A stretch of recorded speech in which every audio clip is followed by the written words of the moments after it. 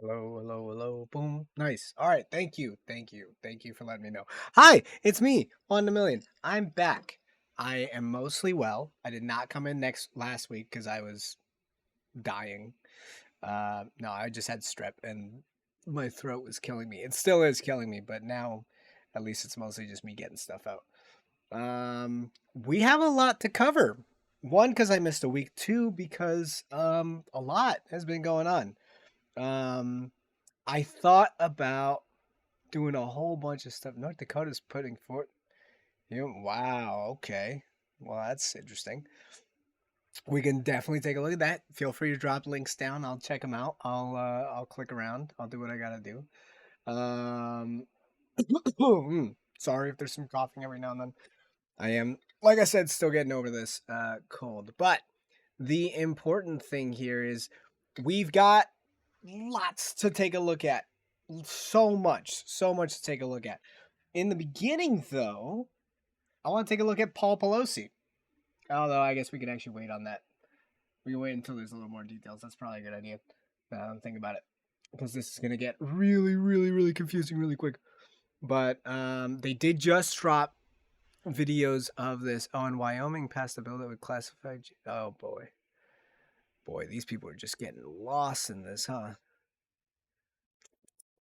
The Pope actually came out recently and was like, hey, it's cool to be gay. Don't start, making it a crime everywhere. Let's see, what is this? But terrible news, Wyoming just passed SF 1111 out of committee. Okay, so it's got to go to the governor, but I think that's a Republican governorship. Gender affirming care is abuse. Person is guilty of child abuse, a felony punishable by imprisonment for not up to 10 years if person intentionally inflicts upon a child under the age of 18.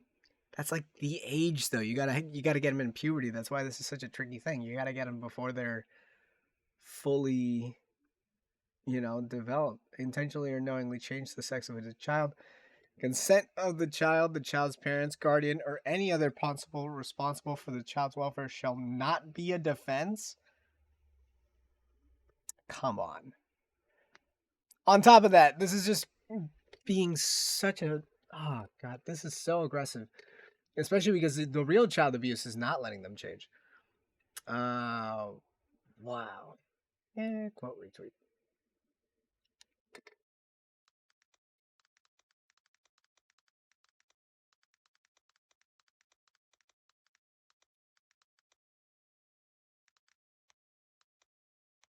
They don't belong in.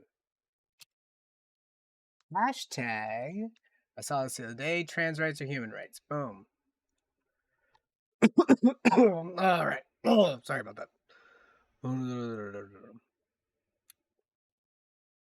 NK wants to do this. What's NK? I feel so silly for not knowing. North Dakota Republicans propose new law to censor books in public libraries. Oh no. Nope. North Dakota Republicans read by adults, all in the same. See, this gets really weird because what is sexually explicit? Like, can we take a look? What are the books, and where do they not want them? Oh no. They're about to release the videos of that too. Yeah, we've got a lot to look at. Like a lot to look at. Because they want to be North Korea. Oh boy. Listen, the Dakotas are just a strange place where, one or two or maybe 50 people live and they just, do what they do. Oh boy. For this anti-trans bathrooms too. Hold on. It contains sexually explicit content, including depictions of sexual or gender identity, would be banned. GOP-dominated state House Judiciary heard arguments but did not take a vote on the measure, which applies to visual depictions of sexually explicit content. Does that mean that you can see them? Like, I mean, can't lots of people see? Like, are we talking about comic here? Are we talking about like porn? What are we talking about? Because, like, I guess porn should not be in libraries, but is it porn? Like, what are they talking about here? sexually explicit content and propose up to 30 days imprisonment for librarians. You're getting into a weird place. I don't know what this war with librarians is all about. Argue that child sex self-exposure to such content has been associated with addiction. Again, if they're talking about porn, like, okay, yeah, like I get it. Porn, yeah, there's porn addiction and poor self-esteem and devalued intimacy. I got to associate all this to porn, but if we're just talking about a book that has a gay couple, like, I don't know. I don't know. This is that thing that I was talking about before about the war on wokeness. Like, which is what we're going to talk about today at some point. There's a war on wokeness and also rampant wokeness. Wokeness that's out of control. It's on both sides. Not really, but there is some rampant wokeness going on. What is this? Don't look now, but anti-trans bathrooms ban proposals are now being expanded past schools and applied to adults. Would ban trans adults from bathrooms of their gender identity in universities and college. They keep on shifting the Overton window. Like, what bothers me about this is like, what do they think that they're doing this for? Like you're already uncomfortable if you're trying to transition, right? Like it's already an uncomfortable process. Like you were clearly not happy with the way you were before. You're trying to change, and now society is also trying to come get you. Like, what does banning them from bathrooms really do here? And on top of that, I keep arguing that what you need to do is just put bathrooms places, not men's rooms and women's rooms, just bathrooms. Like, we all deserve privacy. This is wild. Let's see. This is dormitories, living facilities, restrooms, and showers. Yeah. See, they're just doing the same shit that I've been talking about, which is like they're trying to say, like, oh, well, this side has always been for men and this has always been for women. Just make bathrooms. Just make bathrooms. Bathrooms are gender neutral by design. Just make bathrooms. Showers have no gender. Hashtag showers have no gender. Like, come on. This is just getting wild here. Like, we're getting dumber. We're getting dumber is what it is. Like we're going backwards, not forwards. To alleviate the things a little bit, let's let's take a step back. Hold on. I don't want to get into the wokeness all at once. Let's see. What was I gonna pull up just for fun? What was the first thing I wrote? Did I write cops first? I think I did. Oh, I think I did. Yeah. Yeah, I did. Yeah, I did. Cops first. All right, cops first. So, today, there is going to be a video that comes out. This is not it. Sorry, I was looking at a Velma thing, but there's about to be a video that comes out about 5 police officers and what may or may not have occurred during them trying to arrest a certain person. Looking for top news. Boom.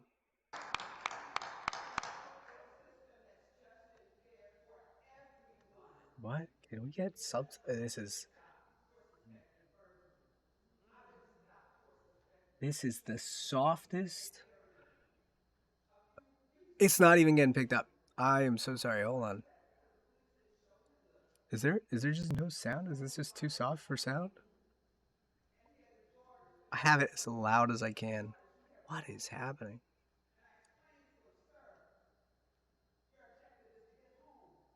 It's so soft. Okay. All right. So here, let's find out a little bit more about Tyre Nichols.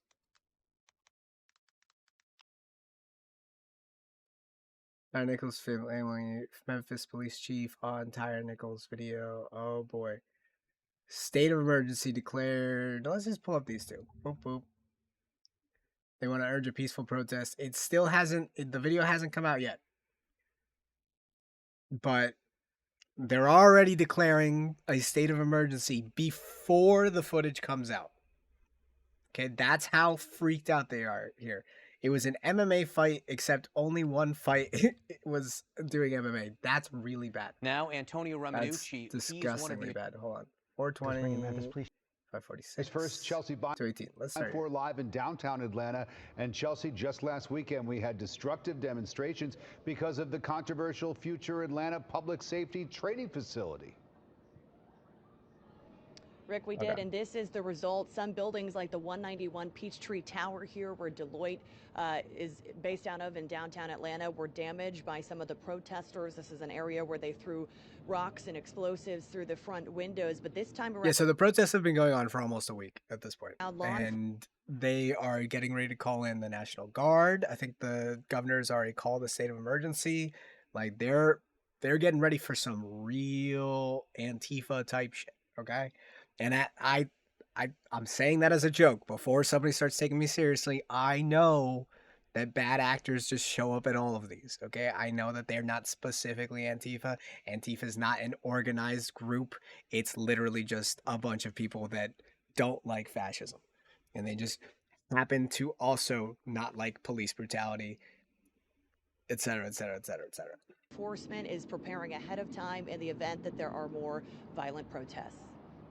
On Thursday, Governor Brian Kemp declared a state of emergency after recent protests in Atlanta and the possibility of more to come.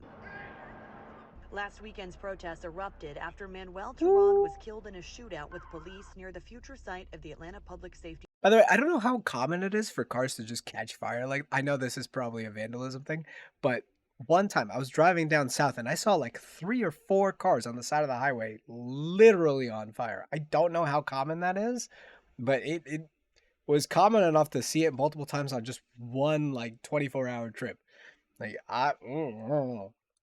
Training Center, a venue that Attorney General Chris Carr says the city needs. We need better trained police officers.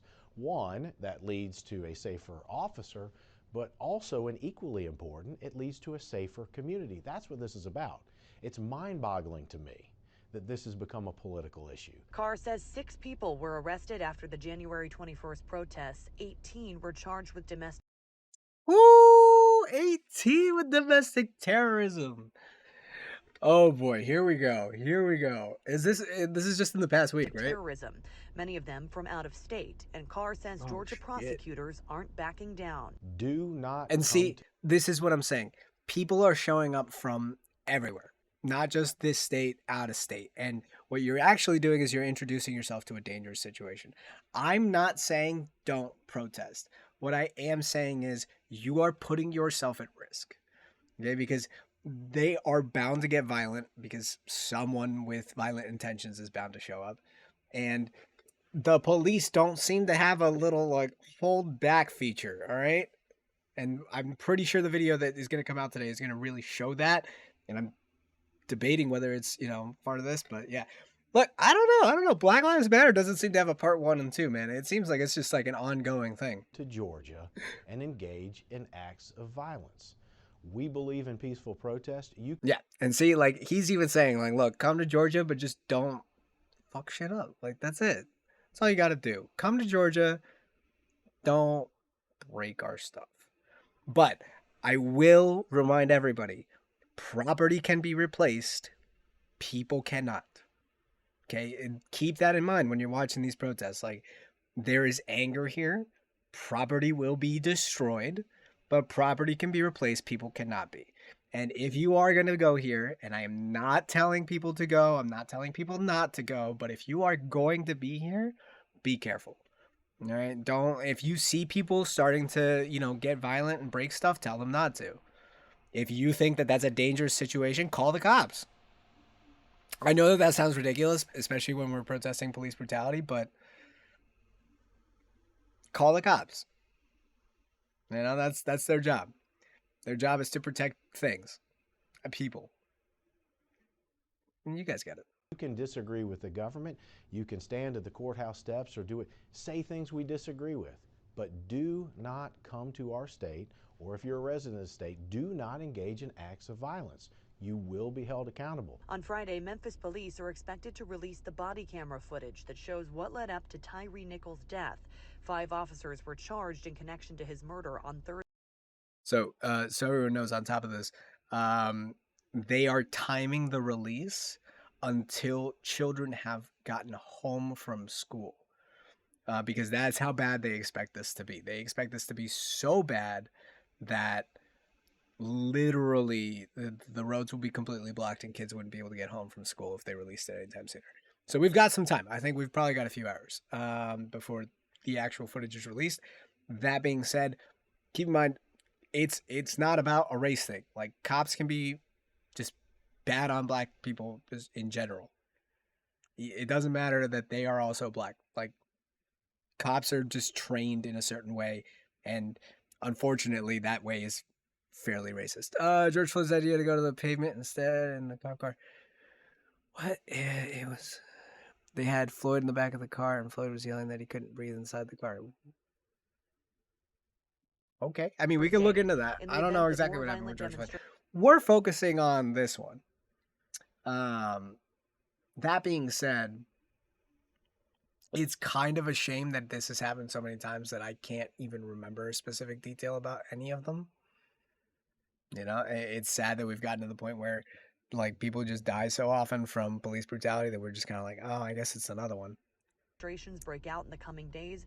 Georgia State Patrol says they're working closely with the Atlanta Police Department and other law enforcement partners in Metro Atlanta. They're monitoring the situation and reviewing all possible intelligence and...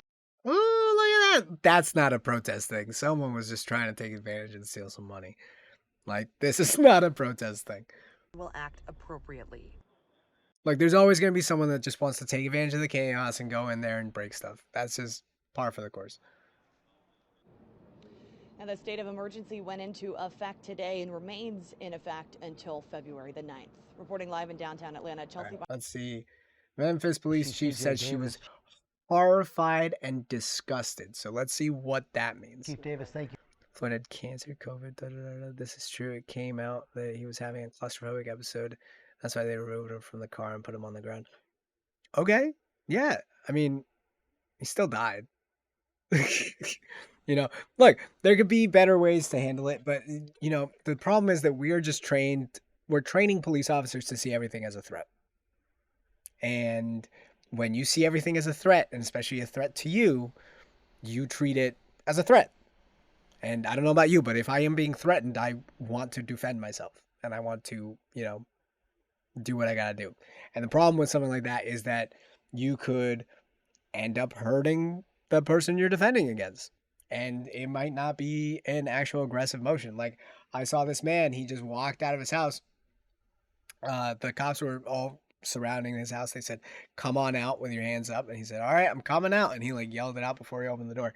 Opens the door, walks on out, and then just immediately open fire. Just bop, bop, bop, bop, bop, bop, bop, bop, bop, bop, bop, bop, bop, bop, bop, falls to the ground. You know? Anyways, again, we don't know what happened.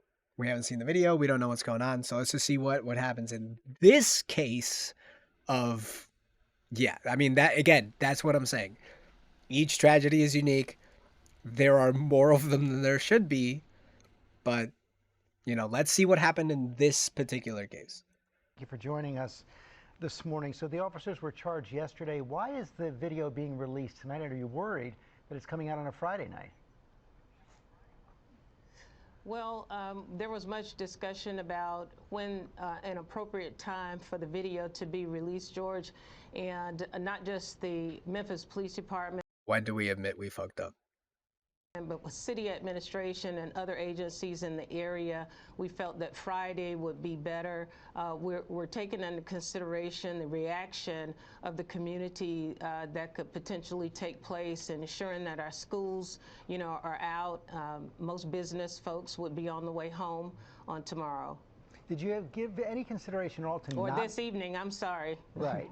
Did you give any consideration at all to not releasing the video, given the concerns? No, that's a good question, actually. Yeah. Did you ever consider just keeping it quiet and just saying, forget it? Well, you know, as we continue to talk about transparency, and even though this is a very, very difficult video to watch, it was never a thought that we would not release this video. We wanted to make sure that it wasn't released too prematurely, because we wanted to ensure that the DA's office, the TBI, and also the FBI had an opportunity to cross some of the hurdles that they had to in their investigation. And we're sort of Hold on, real quick. I want to know how old he was.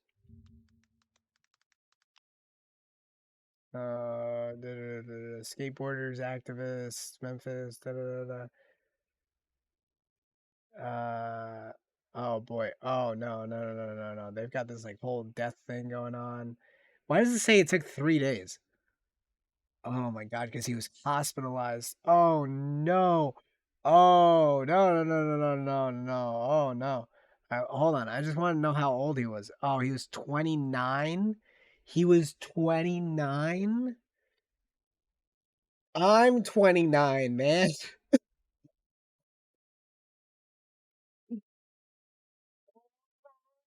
Face your own mortality. Okay, let's do it. Attorneys representing Tyree Nichols' family. Whoops.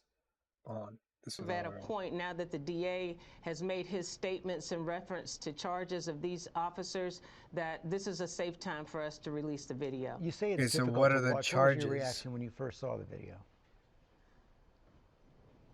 In my 36 years, George, I would have to say I don't think I've ever been more horrified and disgusted, sad, but just, you know, and to some degree confused.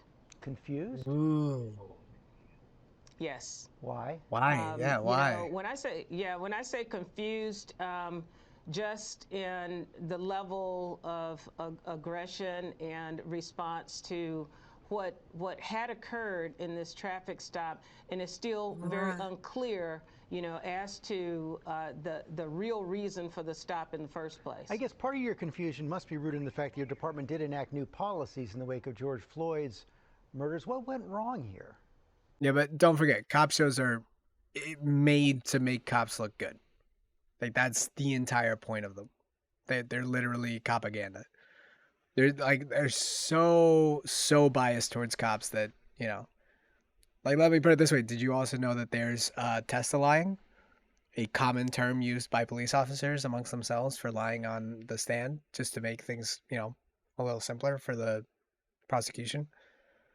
Anyways, we are going to get into everything. We're going to get into the whole cop thing. We're going to get into Biden asking them to retrain cops. We can get into it all. But for now, I just want to see what's going on with this Memphis police officer and why she's horrified and disgusted and confused. Well, I think that there were several gaps that took place, and I'm just going to be honest.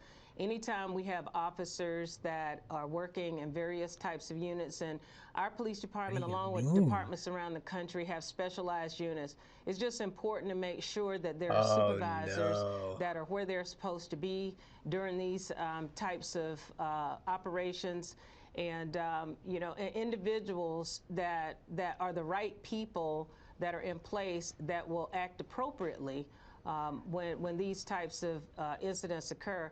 I believe there was a sense of groupthink in the mentality of what was happening, and it's just. Hold on, I gotta read that. That's a good point here. Hold on. You believe he was having a panic attack because he was high. The cops didn't understand. Cops should be trained more in psychology. The training needs to change, but I don't think theirs should be disarmed or whatever.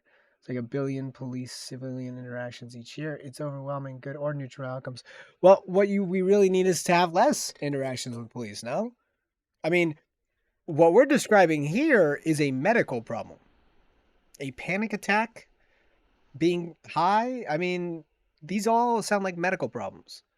Look, part of the problem here is the war on drugs. We made it criminal to be high, and thus when you are having a problem being high, you need medical assistance, not a police officer to pin you down and shove you into a jail cell where you can overdose like quietly. You know, I know that that's not what they do. I know that they would rush you to the hospital if you are overdosing actively. But what I'm saying is we made it a crime.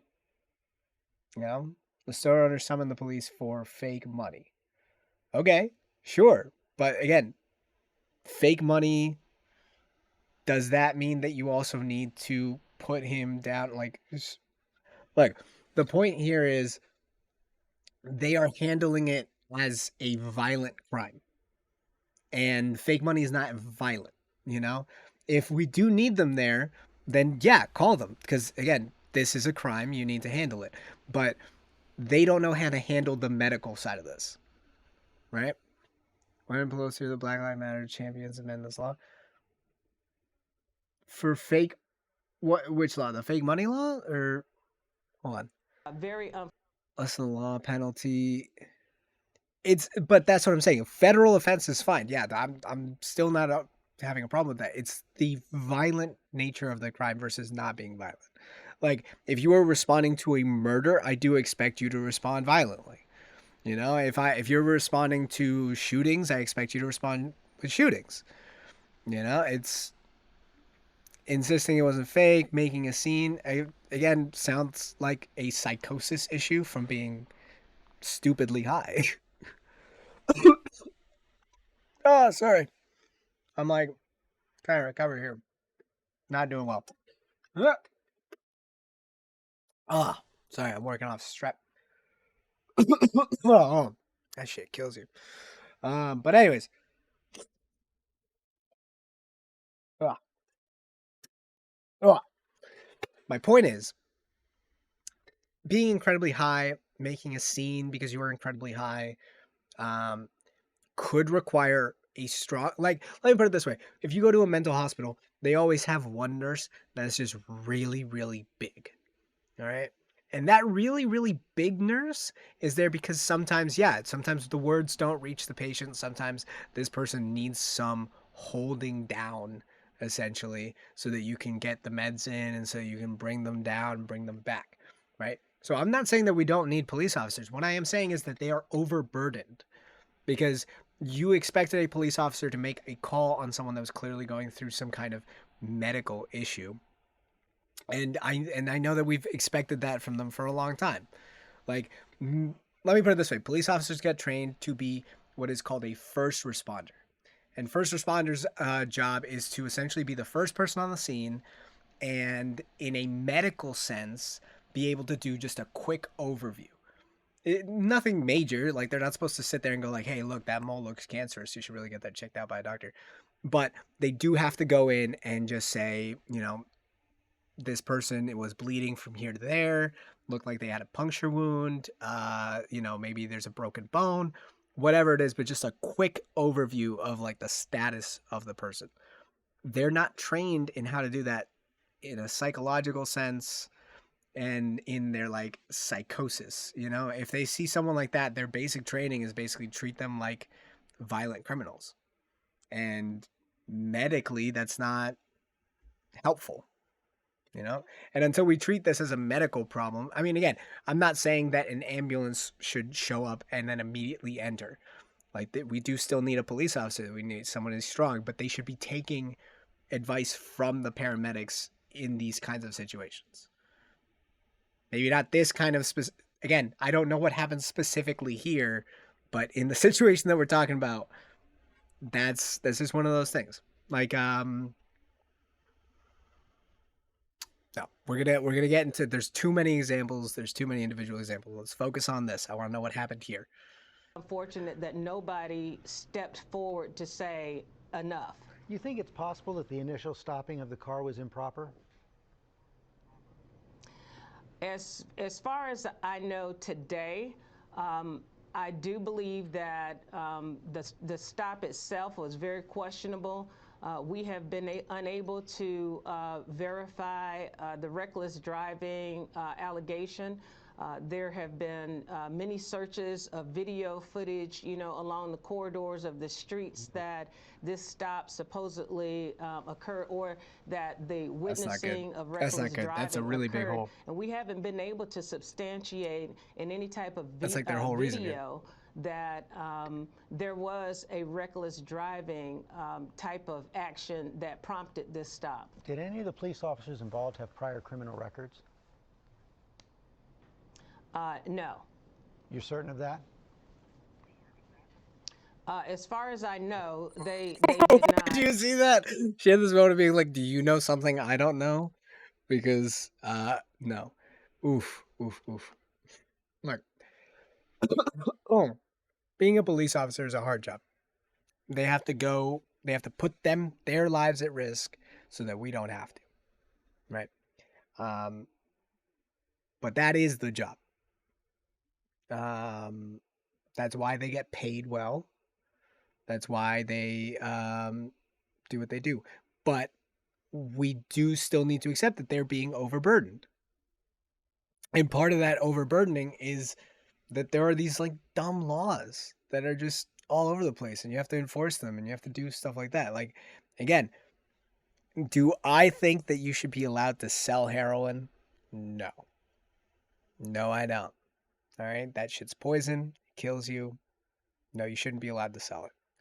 Do I think that if you are overdosing from heroin, you should be scared to call the police? No. No. Hey, General, you came in right at the perfect moment. Look, my point here is that when you have the fear of the police, right, and they have to respond to everything, then they're never gonna get to go anywhere. What do you mean? What am I talking about? I'm talking about how drug dealers are criminals, but drug users are not. That's what I'm talking about. Drug users are patients. They're victims. We can get into some other stuff, but the point here is that if you are taking drugs, you are addicted. That is a medical problem. You should seek medical help. If the police are called for drug users, then they are going to react violently because that's what they're trained to do. And that is overburdening the system, because what should really happen is there should be a police escort for an ambulance, and then the ambulance should be the one directing the police on what they should be doing in these cases of overdosing and other stuff like that. You can call the police, the ambulance, the fireman for free, no matter your criminal record, and that you should be treated innocent until found guilty. Yes.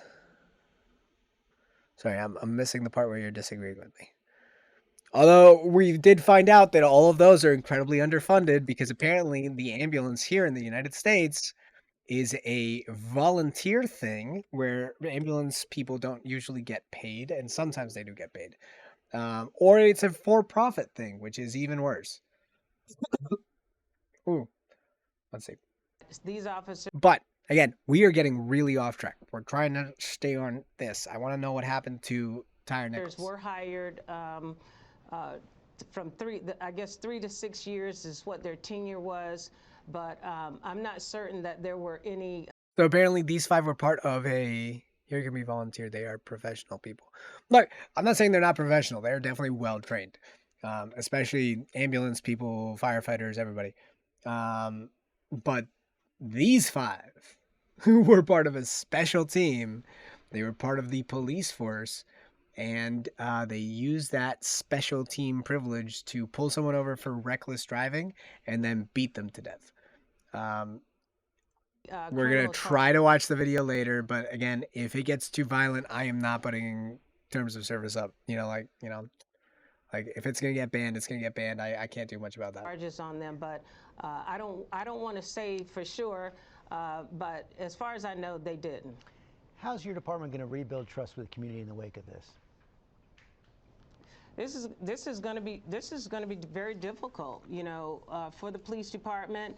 I've always been a supporter of police reform and the tenets of 21st century policing. And as we continue to try to build trust with our community, this is a very, very heavy cross to bear, not just for our department, but for departments around the country. Building trust is a day-by-day interaction between every traffic stop, every encounter with the community. We all have to be responsible for that now, and it's going to be difficult in the days to come. Now, here's the other thing that I believe should happen, is that we should stop having traffic stops and just start putting cameras everywhere.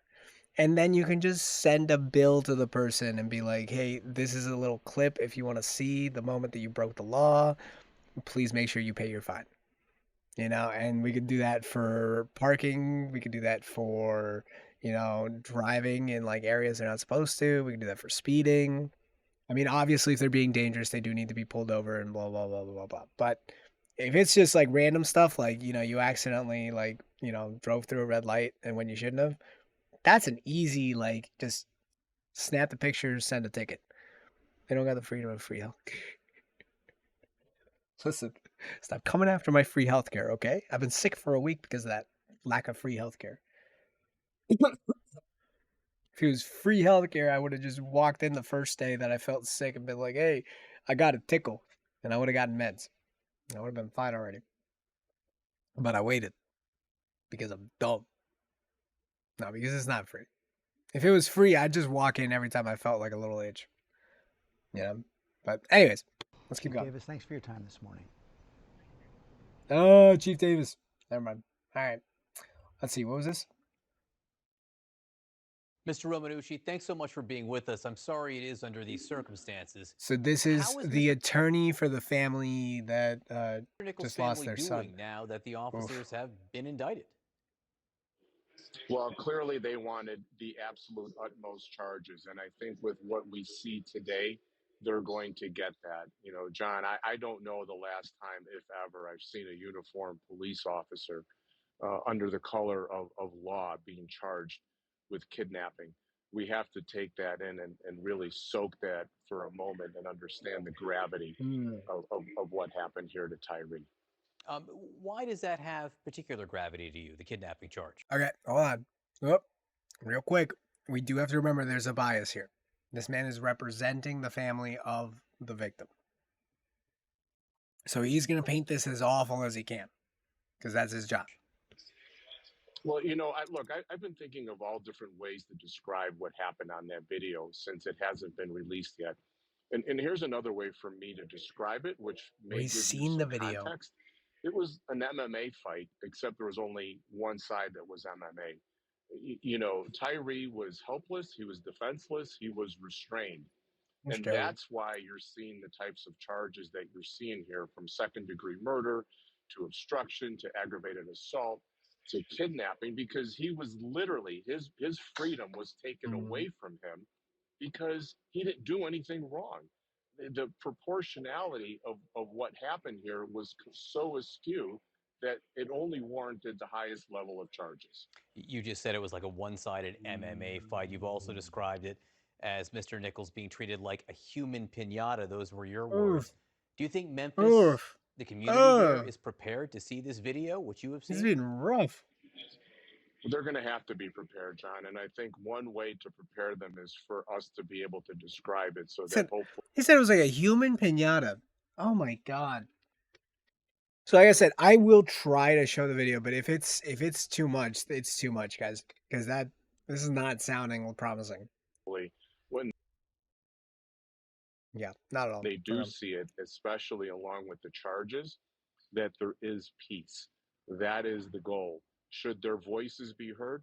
Absolutely. There's no doubt about that. But should there be anything but peace in the streets?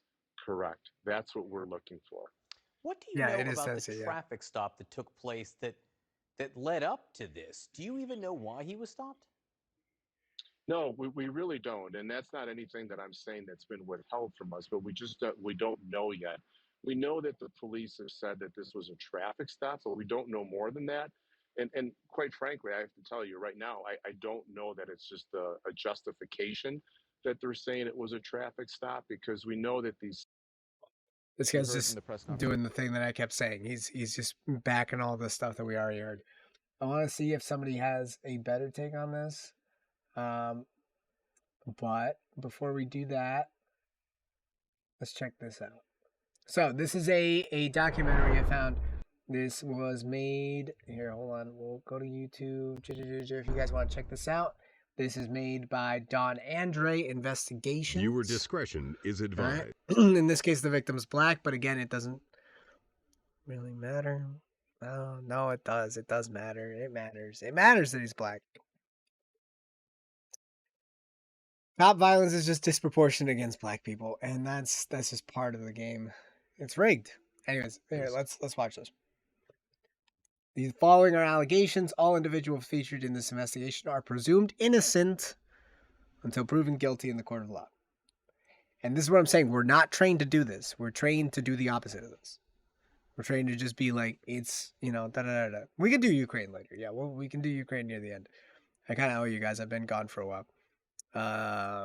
Anyways, here. Hold on, let's see this. Boom, perfect timing. Sweet cheese, that's loud.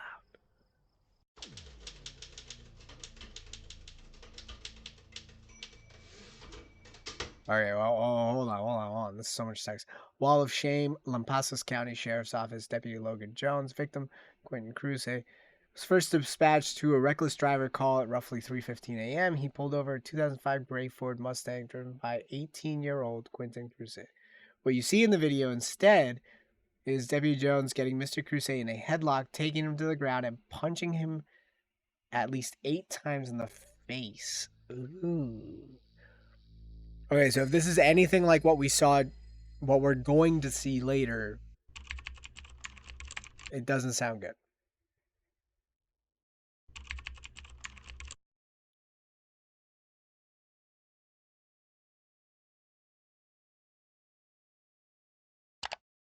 Deputy Logan Jones was first dispatched to a reckless driver call at roughly 3:15 a.m. He pulled over a 2005 gray Ford Mustang driven by 18-year-old Quentin Cruz. The dashcam footage, body cam footage, and cell phone footage of the incident show Deputy Logan Jones ordering Mr. Cruz out of his vehicle multiple times. After numerous refusals, Mr. Cruz finally exits the vehicle and walked to the rear of the Mustang with another Lampasas police officer who was there for backup. Deputy Jones took Mr. Cruz's hands behind his back, but while he was retrieving his handcuffs, he claims Mr. Cruz suddenly pulled away and struck Deputy Jones in the chest with his elbow and then kicked Deputy Jones several times. What you see in the video instead is Deputy Jones getting Mr. Cruz in a headlock, taking him to the ground, and punching the teen at least 8 times in the face. Damn. Okay, alright, let's see.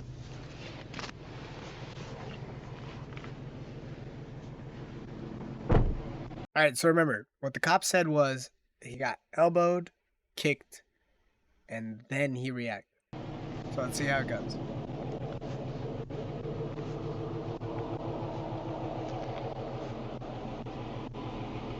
Partner, can you step out for me, please? Before? Get out. But, I mean, you gotta... Because I said so. I can't just... How about you get out before I pull you out? You can't do that, sir. No, you can't do that. Get out right now. This kid knows his rights. Get out. That's good for him for knowing his rights. You do not have to get out. You do not have to get out of the car. That's not a thing. You don't have to get out of the car when the cops tell you to. You can even tell them that you're afraid. And you don't have to get out of the car. Out. You cannot pull me out of my car. Get out. What are you pulling me over for? Because you're called in as a reckless driver, and we're going to check if you're drunk, buddy, so get out. No, sir, you cannot pull me out of my car. I am not drunk. I did nothing wrong. We're going to check that. Get out. You can't search my car without... I'm not searching it. I'm checking if you're drunk, so get out. You can't do that. You can't make me get out. What am I getting pulled over for? Now the question always arises on whether a police officer is allowed to ask you to get out of your vehicle during a traffic stop, and the short answer is yes. Pennsylvania v. Mims is a United States Supreme Court criminal law decision holding that a police officer ordering a person out of a car following a traffic stop and conducting a pat-down to check for weapons did not violate the Fourth Amendment to the United States Constitution. Because you were called in as a reckless driver, now get out. I'm just going to take you to jail. Get out. No, dude, you can't do that. You are under arrest for interference. You're getting out. Right now, okay? So I'm going to break this window, and I'm going to pull you out if you don't get out on your own. Start recording this, man. You can't do that. Get out. You can't do that. Get out. As of right now, you are under arrest for interference. What am I being under arrest for, sir? What am I being under interference. Get out. What? Tell me when I'm interfering. Call your sheriff. Call your main person. You'll be able to call a lawyer in the morning. So get out. Reckless driving where? Please tell me where. Because I just left my... Get out. No. You can't break my window, dude. Are you fucking... Get out. You can't do that. I'm doing nothing wrong. You're lying. I was not doing reckless driving anywhere. I just left a friend's house. Literally, just got into town. How are you going to... And I can also smell marijuana. Bullshit, man. There's nothing in this car. Get out, I'm gonna break your window. Break my window. Are you really? You can't do that. Call your dispatch. Get out. Explain to me what I'm doing wrong, sir. If it's reckless driving. What you're doing right now is a criminal offense. You're interference with an investigation. You are going to jail. You are under arrest. Please tell me what I'm doing. Get out of the car. Please tell me what I'm doing wrong. What is wrong with you? Nothing's wrong with me.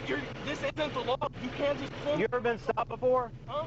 You ever been stopped before? Yes, I have been stopped plenty. You ever gone to jail before? Yes, I have gone to jail. Well, you're going again, buddy. Get out. What? Please tell me. Wow. All right. So from what I've heard, which I know was a little bit because I had to leave. This kid's just trying to tell him, like, what are you guys arresting me for? What's going on?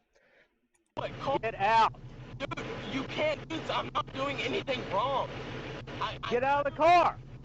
Where, please tell me where. What is wrong with you? And nothing's wrong with me. Please tell me where I was doing reckless driving. What is wrong with you? There's obviously something wrong with you. There's nothing wrong with me, sir. You're telling me I'm doing reckless driving. How can you know the smell, man? You're trying to pull me out of my car. I'm not. I literally just left the Hey, where's house. Steven? Huh? Please, can y'all, Have him come over here. like, please call, like, you can't do this. Hey, do y'all have any spikes? Are y'all gonna pop my tires out? Just get some spikes and put some spikes here. Hell no, I'm calling my dad. You can't do this, dude. That way you don't drive off, partner. I'm not gonna drive off. I'm about to call my dad and he's about to fucking... Well, if he comes over here, he can go to jail too. Yo, my dad, you take my fucking dad to jail. Well, you get out. I'm not getting... You're being ridiculous. You are being ridiculous. How? You're acting childish. Why are you trying to pull me out of my car? Tell me why. I can smell marijuana. You're called in as a reckless driver, so we're going to see if you're drunk. Where was I? The vehicle behind you on 580. How?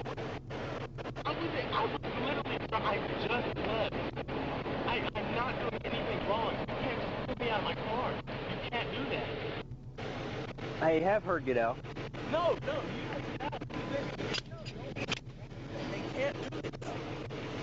You can't. Hey, you want to talk to a supervisor, partner? Yes, I want to talk. You can't pull. Here's one right here. How is he going to pull me out of the car? I'm not... Get out of the car. Get out of the car. Hey, cuff it. One of y'all cuff her.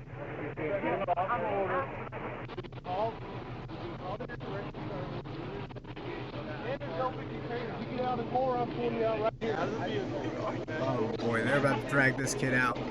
Get out of that door and come out that unlocked. I'm telling you one more time. Yeah.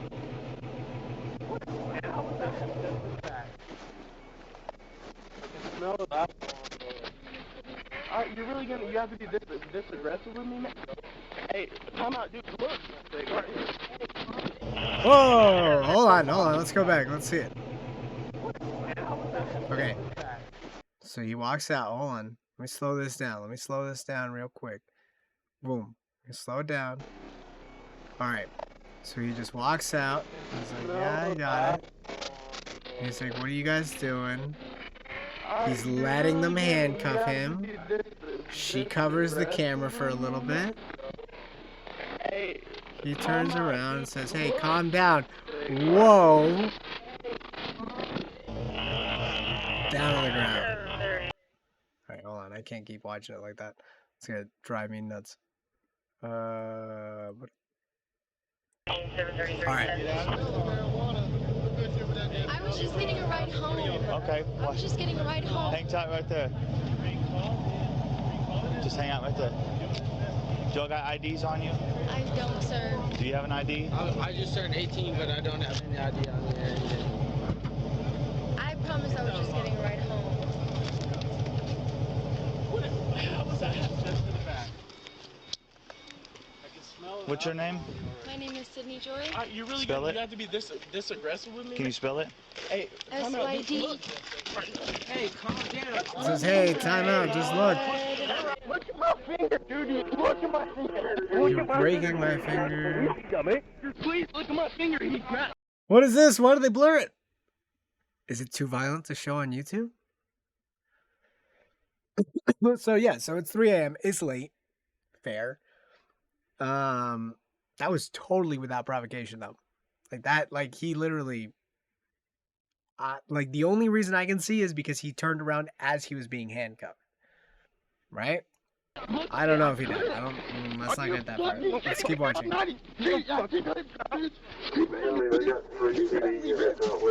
But my question is, what? At what point are you allowed to defend yourself, right? Because look, he wasn't listening to them, but he was also trying to tell them, like, what are you pulling me over for? And they did say reckless driving, but they didn't personally see that reckless driving. He just got called in as a reckless driver. From what I've seen, the cops weren't chasing down a reckless driver. They just basically pulled out the lights on this car. You don't tell the cops that, you wait to tell the judge. Fair. Okay, fair. But again, we are living in a time when you could be scared of police because they might do something without provocation. That cop just walked up and started yelling at him like he was, I don't know, some kind of murderer, and he's just sitting there like, what did I do? You know, it's hard, but this is what we're talking about with that retraining, you know? Like, this is why you have to think about this as a retraining, because that cop handled this really poorly, right? But so did he, right? But again, we're not taught this in high school. We're not taught this in middle school. Like, there's no civics class where they sit you down and they're like, hey, this is the proper way to talk to a police officer, except for in some cases, which I might show after this. You made me feel grab my hair, dude. I'm not doing anything wrong.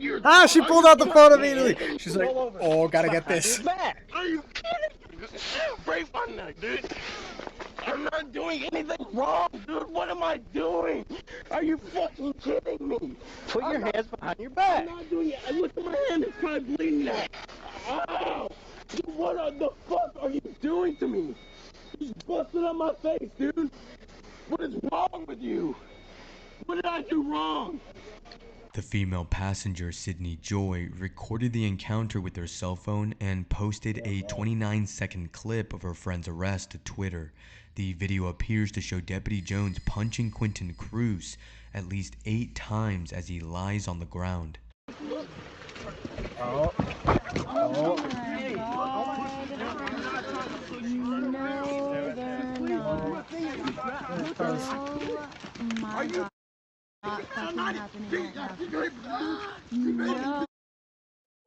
Oh, they had to block it. Please stop. Grab my hand, dude. I'm not doing anything wrong. Oh my. Sydney Joy would allege that authorities threatened to arrest her as well for interfering. In a series of Twitter. Okay, why would you threaten to arrest her? She's been the most calm person here. All right, like, she's been the most level-headed person out of all these people. And actually, Tokahonitis. All right, Tokahonitis. I agree with you. You're right. Look, these cops are treating it as guilty until proven innocent. You're trying to deal with a police officer who is already assumed in your mind, like, you are dangerous, you're going down, it's you or me. And that's what they train them. They're trained like this. Police officers are trained to think it's them or us. Because you never know when one of them's got a little hidden piece, when one of them's going to just da-da-da and kill you. And because that is how they are trained, that is how they will treat you. So yes, there eventually we'll get to the point where I'll show you guys the civics course. But, you know, it's this. This is the problem. The problem is that they immediately saw him as a threat. He responded aggressively, probably puffing out his chest like most men around the age of 18 do. And it led to this. This is just a shit show all around. We don't know what happened with the 29-year-old man that we were talking about earlier. We still haven't seen the video on that. It did not have a flattering description, but I can tell you that might be part of it. All right? I'm going to tell you guys a personal story in a little bit about this, but, you know, we'll get there. Twitter responses to other users. Ms. Joy claimed Mr. Cruz did not resist arrest and was not disrespectful to law enforcement. In another Twitter exchange, she said authorities called her a dumb bitch and stupid chick while they were on scene. You can't just pull me out of the car like that. That's what illegal. The fuck? You can't do that. Yeah, they're pretty fucking sick. Yeah, put them up, dude. I swear to fucking God. Yeah, dude, I'm already handcuffed. Calm down. Calm down. Can please someone get this dude off me? I don't want anybody else to arrest me, dude. He's already punched me in the face. He's already putting my fucking face on the ground, dude. And all for what? Calm down. I am calm. You just fucking took me to the ground. Look at my finger, dude. I'll ask for you not to do it so hard. I'm like doing nothing wrong, dude. These cuffs are tight as fuck. You just threw me to the ground. You punched me in the face like fucking 20 times, and I didn't hit you once. 738, get in that unit over here. Quinn,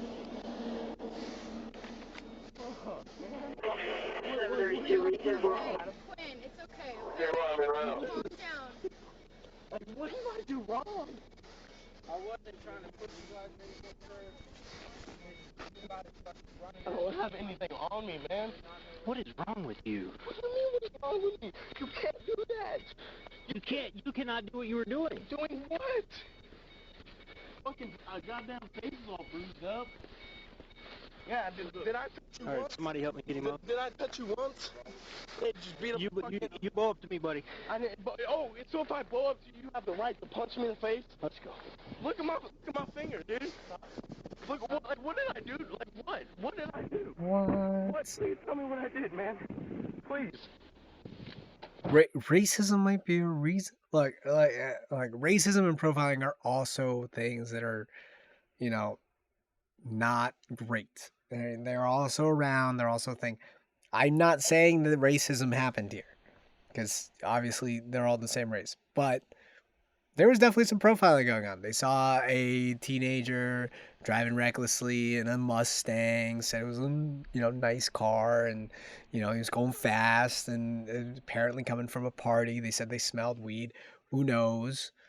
So his name is Cruz, which you think he might. I don't think they even know his name at this point. They didn't even get to that point. What? That's the thing. I don't even think they know his name at this point. Did they ever actually get his name in the middle of all this? I don't think they got that far. I told you several times where you're sitting in the car. Yes, but you can't pull me out of the car without a warrant. You can't pull me out of the car without a warrant, and you did it anyways. You did it anyways. You did it anyways. Like, why would you do that? Get in. Goddamn car, dude. Is that the case? Hold on. Can someone? No. Can the police take you out of your car without a warrant? Because why not? Let's see. Can a police search your car? Yeah, they can search your car without a warrant. Yeah, they can totally search your car without a warrant. But that's not what I was asking for. It's about. Hold on. Oh, this is just for Connecticut? Know your rights. Stop by the police. All right, you know what? Whatever. Let's see. Stay calm. Don't run, resist, or obstruct the officers. Do not lie or give false documents. Keep your hands where the police officers can see them. Your rights. You have the right to remain silent. You do not have to consent to a search of yourself or your belongings, but police may pat down your clothing if they suspect a weapon. Yeah, sounds about right. If you're arrested, you have the right to a government attorney. What to do if you're arrested or detained. Yeah, see, I think that they totally could ask him to get out of the car. But if you feel like you are afraid for your life, you do have the right to refuse. But you literally have to say, I'm afraid for my life. They said in the beginning that it is a Pennsylvania statute. They need probable cause to search your car, which is why they said they smelled marijuana. Yeah, I bet. They probably say that literally every time. Put your feet in the car. I want to know what I'm being arrested for. I'm not getting back there until you tell me what I'm getting arrested for. Interference with what? What's the interference? You won't get out of the car. You can't do that. You can't just pull me out of the car. All right, let's get him in. This kid's coming up and he's learning all the wrong lessons. Please, dude, what you need? Are you fucking kidding me, dude? I did nothing wrong. Quentin Cruz was arrested for interference with public duties, resisting arrest, assault of a public servant, and driving while intoxicated. All right. So, interfering, yeah, because he didn't do what the cop said. Resisting, because he didn't do what the cops said. Like, there's a lot of things here where like it just doesn't make sense. But I will say, be calm in these situations. Don't get dragged out. Just be calm. You can tell them no, and they told them to get the dogs, and they didn't do anything, and they sent me home with a ticket. See, like that's just total abuse. But that's what they do. They abuse. They abuse. And again, you can take it to court. You can take it all to court. But they're counting on you not. They're counting on the fact that most people are just gonna walk it off, and they're just gonna say whatever. Like at least it's only a ticket. But know your rights. You do not have to consent to a search. You do have to be calm, and you do have to obey what they say. But if you feel like you are in danger, you are well within your rights to say, I'm afraid. I don't want to do this. No? His friend Gage Blackwell was also arrested, and God, these are some bad mugshots. he was charged with assault of a public servant, resisting arrest, interference with public duties, and being a minor consuming alcohol. In the arrest affidavit, Deputy Logan Jones claimed he could smell a strong odor of alcohol and marijuana coming from Mr. Cruz's vehicle, and for that reason he ordered Mr. Cruz to exit the vehicle. Deputy Jones explains, quote, I observed the driver, Quentin Cruz's eyes were glossy and bloodshot, and his speech was argumentative and stated he would not get out of the vehicle without a search warrant. Quentin Cruz was actively fighting and resisting me. I struck Look at that. Actively fighting and resisting me. Come on. Circling Cruz until he complied and stopped resisting and fighting. Yeah. You can wait until a marked vehicle appears. Yes, absolutely. Yeah. No, that is another thing. You do have to. Thank you for being so on top of this, Cervantes. Yeah, no, you definitely do not have to stop for a undercover vehicle. The person has to identify themselves as a police officer. It's just one of those things. In Romania, police officers can't take their guns home after the shift ended, and you have to return it to the station. If you want to, you can get a special permit. I'm not going to say that that's how things function here, but technically that is kind of how they should. Hello, Leviticus. Hello. Quentin Cruz until he complied and stopped resisting and fighting. Deputy Jones would go on to write, once he got Mr. Cruz under control, Mr. Cruz refused to get into the patrol car and was forced inside. Mr. Cruz also refused a breath test according to the affidavit. It should be noted that open containers were found in the vehicle. Both Quentin Cruz and Gage Blackwell were freed on bond. As for Deputy Logan Jones, so we're watching this video about this kid who was beat up by a sheriff for resisting. But they did find open containers in the car, so maybe there was some drinking and driving. We don't know. We don't know, because he also refused the breath test. And I don't know if they did a blood test when they got to the station. He was suspended and eventually resigned from the Lampasas County Sheriff's Office. No charges against Deputy Jones were ever filed. Okay, but there definitely should have been charges against him. He handled this incredibly poorly. Like, even if it turns out that the kid was drinking and driving, which is not good, he should face charges because he just walked in there and just yelled at the kid. And then, boom, boom, boom. If you refuse the breathalyzer, you got something to hide, in my opinion. Okay, yeah, no, that's actually fair. I don't see a good reason to refuse the breathalyzer unless you need like a few minutes, right? But again, if we're talking about innocent until proven guilty, you need evidence. Really polite to cops. Yeah, that's what you should do. So I'll tell you guys my personal story about this. When I had just turned 18, I was visiting my girlfriend in Chicago. And for those of you who don't know, Chicago can have some dangerous parts of the city. We were not in those dangerous parts. We were in the suburbs, not even actually in Chicago. Don't get me started, all right? Chicago's a little midway in the, so like a mid-city, real mid-tier. Anyways, Chicago has some dangerous parts. I was not in those dangerous parts. I was way up to the north in the suburbs of Chicago, all right? We were hanging out. It was me, some high schoolers. Because again, I was in high school. I was 18. And I think at a certain point, I don't know what happened, but we were playing somewhere in the dark. It was like a field or something. We were having a good time. We just driven by. It was like kind of close by to, it was close enough to where I was staying that I could walk there, right? And we had met up with some of my girlfriend's friends, and they were all drinking, having a good time. And that's what that's what I realized, right? So while we were there, I realized that they were drinking. And I sat there and said, I'm 18 now. This is a crime, and you all are minors. Like, I'm going to get in trouble for this. So I said, no, thank you. I walked away. I said, I'm out. I don't know what this is about, but I don't want anything to do with it. I am out. All right. And I said, I am walking away from this. And as I was walking away, one of them took the beer bottle and just went and smashed it on the ground. And I said, that's enough for me. I'm done. I'm leaving. And so I walked away. Right. And as I'm walking away, I make it to, there's a little turn. I'm going under the bridge. I'm walking away. And we start getting a phone call. And I'm like, oh, they're messing with us. So I'm like, let's just run. Let's just get out of here. Because I didn't want to stay. I was like, let's just run. Let's get out of here.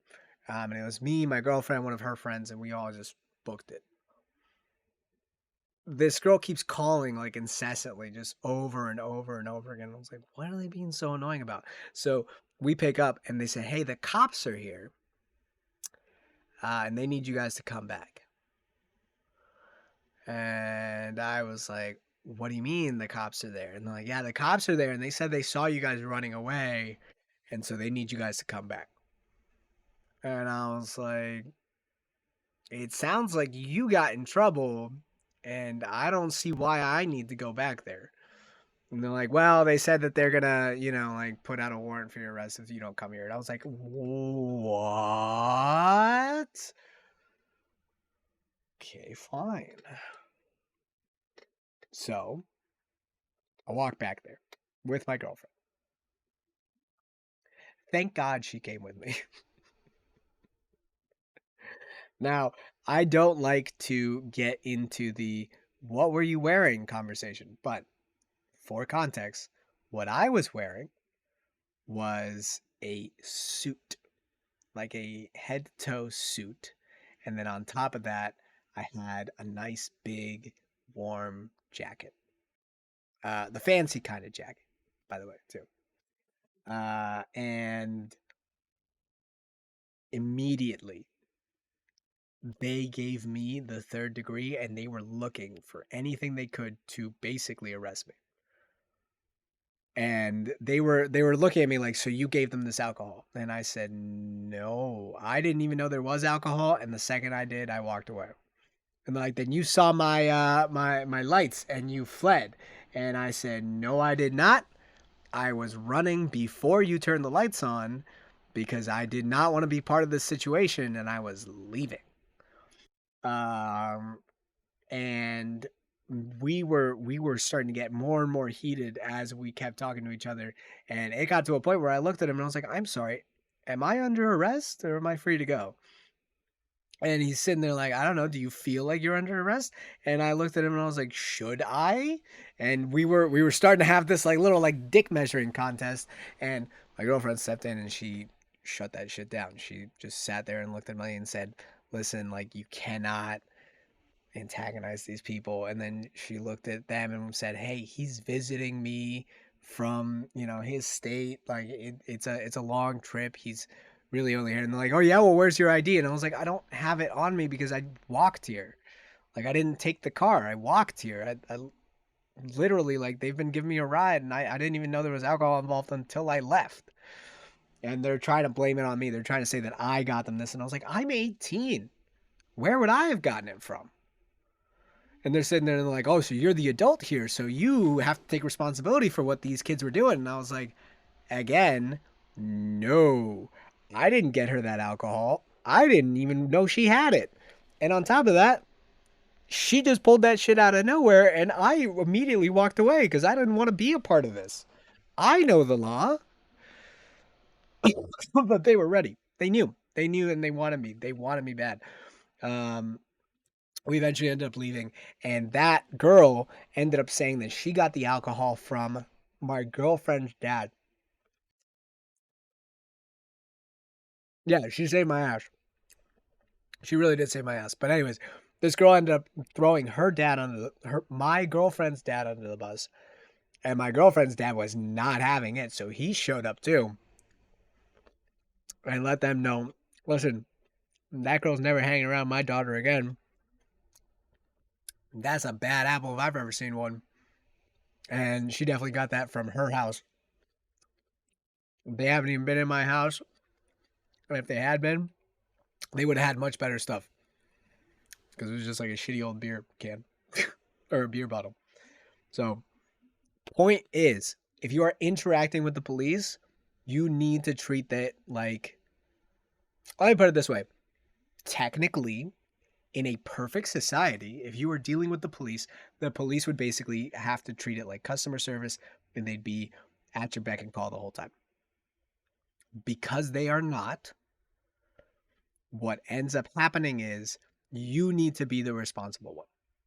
You need to be the one that is in control, and you need to calm yourself and just be as relaxed as you can in this situation and try to just de-escalate. Police should be trained in de-escalation, but they are not. So that is what we as citizens have to do to not die. And I feel like I'm exaggerating, but I'm not. Like, I really am not. You have to learn to de-escalate things or you will die. Because that's just the world we live in. I want to see what happened to this kid. Because I know there's like another minute or so left in this documentary. I want to know. Oh, no, never mind. Never mind. That was it. Oh. Told me to do. Huh? You told me to go fuck myself. I told you, I said, never mind. Hold on. Look, I told you, I said, when we get to the police station, you can see my hand. It's got a pretty big gash in it. You were putting me under arrest, and I said, hey, watch my hand. And then, boom, took me to the ground, started punching me in the face. Is what you told me to do. Huh? You told me to go fuck myself is what you told me to do. No, I did not. You don't remember any of this? I do remember it. I said, my hand, you literally turned me around, took me to the ground, and started punching me in the face. That's because you punched me first, you idiot. Where did I punch you at? At the back of the car. What did That's why you went on the ground. Where at? I want to see. Do you remember this? You punched me in the chest. If I would have punched you, I'd have left a pretty big bruise. So I want to know like where I punched you at. Okay. Dude, I'm telling you, he literally didn't punch him. Don't you have like he literally didn't punch him. Like on your car camera? We saw it. Yeah. He just turned around. That, right? Yeah. And we're gonna like see that in like court, right? Yeah, like 6 months from now. 6 months from now. And they'll play the video of you talking and acting stupid in the back seat. So. I mean, I wasn't really talking like that. I just said I wanted to know what the hell was going on. I want to know why I got punched in the face by a fucking grown man. For nothing. For asking you to watch my finger, please. I can't wait. When you sober up, you'll realize how bad a decision you made. What do you mean, how bad of a decision? You can't just tell me to get out of my car. Yo, see my head? I see that. Yeah, that's why I said watch out. And then boom, took me to the ground, started punching me in the face. Yeah, you'll be fine. And then boom, took me to the ground, started punching me in the face. Yeah, you'll be fine. Oh yeah, I'll be fine. You want to see that video where I didn't even touch you? Yeah, wait, hold on. Let's just see it one more time just to be sure. You're really gonna, you have to be this aggressive with me, man? Hey, time out, dude, look. See, he goes, hey, time out, look. I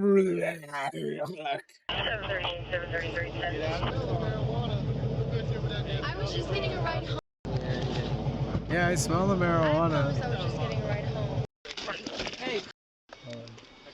What's your name? My name is Sydney Joy. You're really Spell gonna, it. you have to be this aggressive with me? Can you spell it? Hey, time out, dude, SYD. look.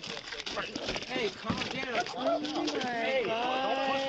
my god. Yeah, and see, then his friend who's literally coming in to help him goes, hey man, you're like hurting him. And immediately they push him and they're like, resisting arrest.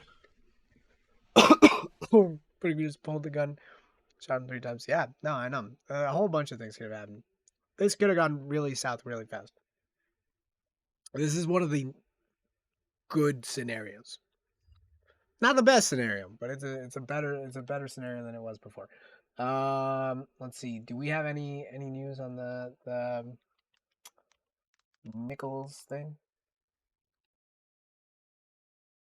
Officer in Tyrone's case beat inmate unconscious in 2016. Ooh, that is not looking good for the police chief who said that there were no charges against this person. State of emergency issued in Georgia. Yeah, wait, hold on. Can we see more about Over that? to Georgia now, where the governor has issued a state of emergency. This is in response to last weekend's violence in downtown Atlanta and possible protests for Tyree Nichols, the FedEx driver who died after a confrontation with police in Memphis, Tennessee. Body cam video of that incident expected to be released later on tonight. Fox 5 Atlanta's Mark Teichner joins us now with more on. Okay, we're gonna move on. We're gonna move on. We're gonna move on. Ukraine's way later. Ukraine's way later. You can go take a shower, General. I'll be here when you get back. All right. So this is Paul Pelosi's hammer attack. I want to see how it happened. I want to see how it went down. We're gonna take a little break just to see Paul Pelosi get hammered. What is going on right now? I'm not getting an answer on call. Oh! I guess technically I could show that right. He didn't actually do it, but like, holy shit. He like swung his whole arm. He went like back and boom. Damn. The cops were already there when it happened. Holy shit. Yeah, this is related to Nancy Pelosi. This is her husband. This is when he got hammered. That is not a good way to put this. Is he gonna do it again? Are they tasing him? Is that what that sound is?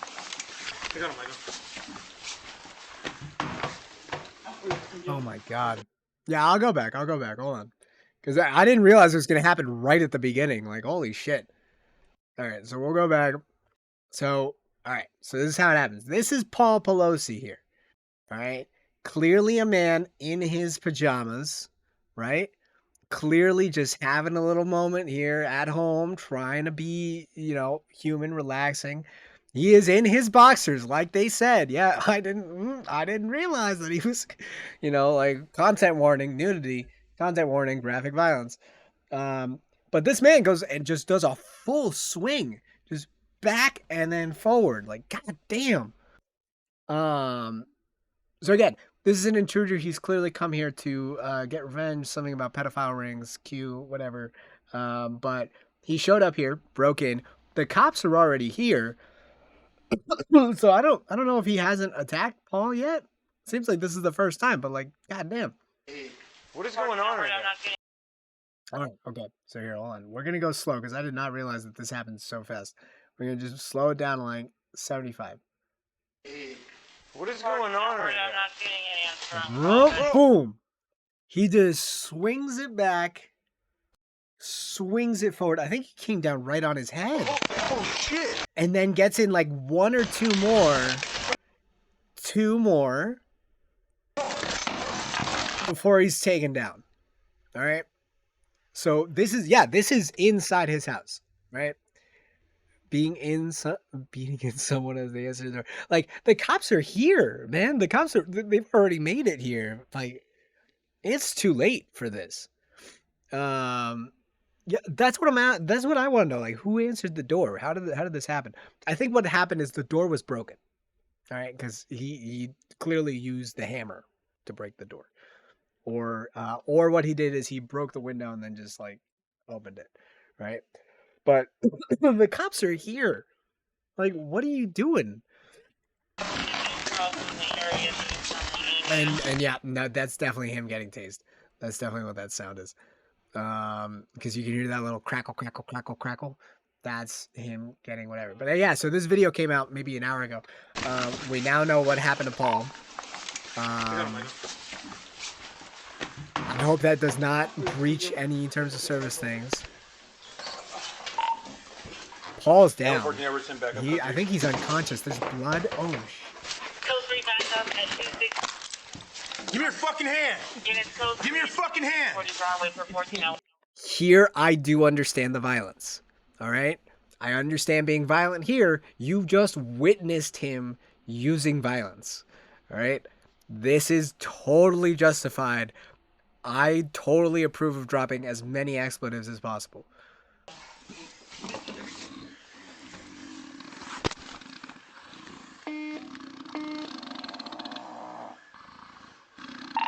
Tower 14 Edward 10. Is he snoring? What the fuck is that sound? I know he's moaning. He's moaning like goddamn. But seriously, like the cops are here. The cops were here this whole time. Medics code 3 as well. Oh my god. I know it's only 44 seconds, but yeah, hammer too. Like honestly, you see this man with a deadly weapon. It looks like Paul had it first. Look, see, he's got it in his hand. He's like, he's stopping him from using it. We're not gonna watch it again. If you guys want to watch it again, it's on YouTube. You just look up Paul Pelosi. You just literally look up Paul Pelosi attack, and it's right there. I want to see if someone's got a warning for this, or sorry, like more context for what happened. Video to be released, blah blah blah. Nancy Pelosi says, well, I mean, we just saw it. It was pretty hard to watch, Nancy. I'll tell you that much. You were right. Oh my god. Yeah, so that's what I'm trying to understand. Like, what happened before that, right? Like, I don't think he opened the door for him. There's no way. But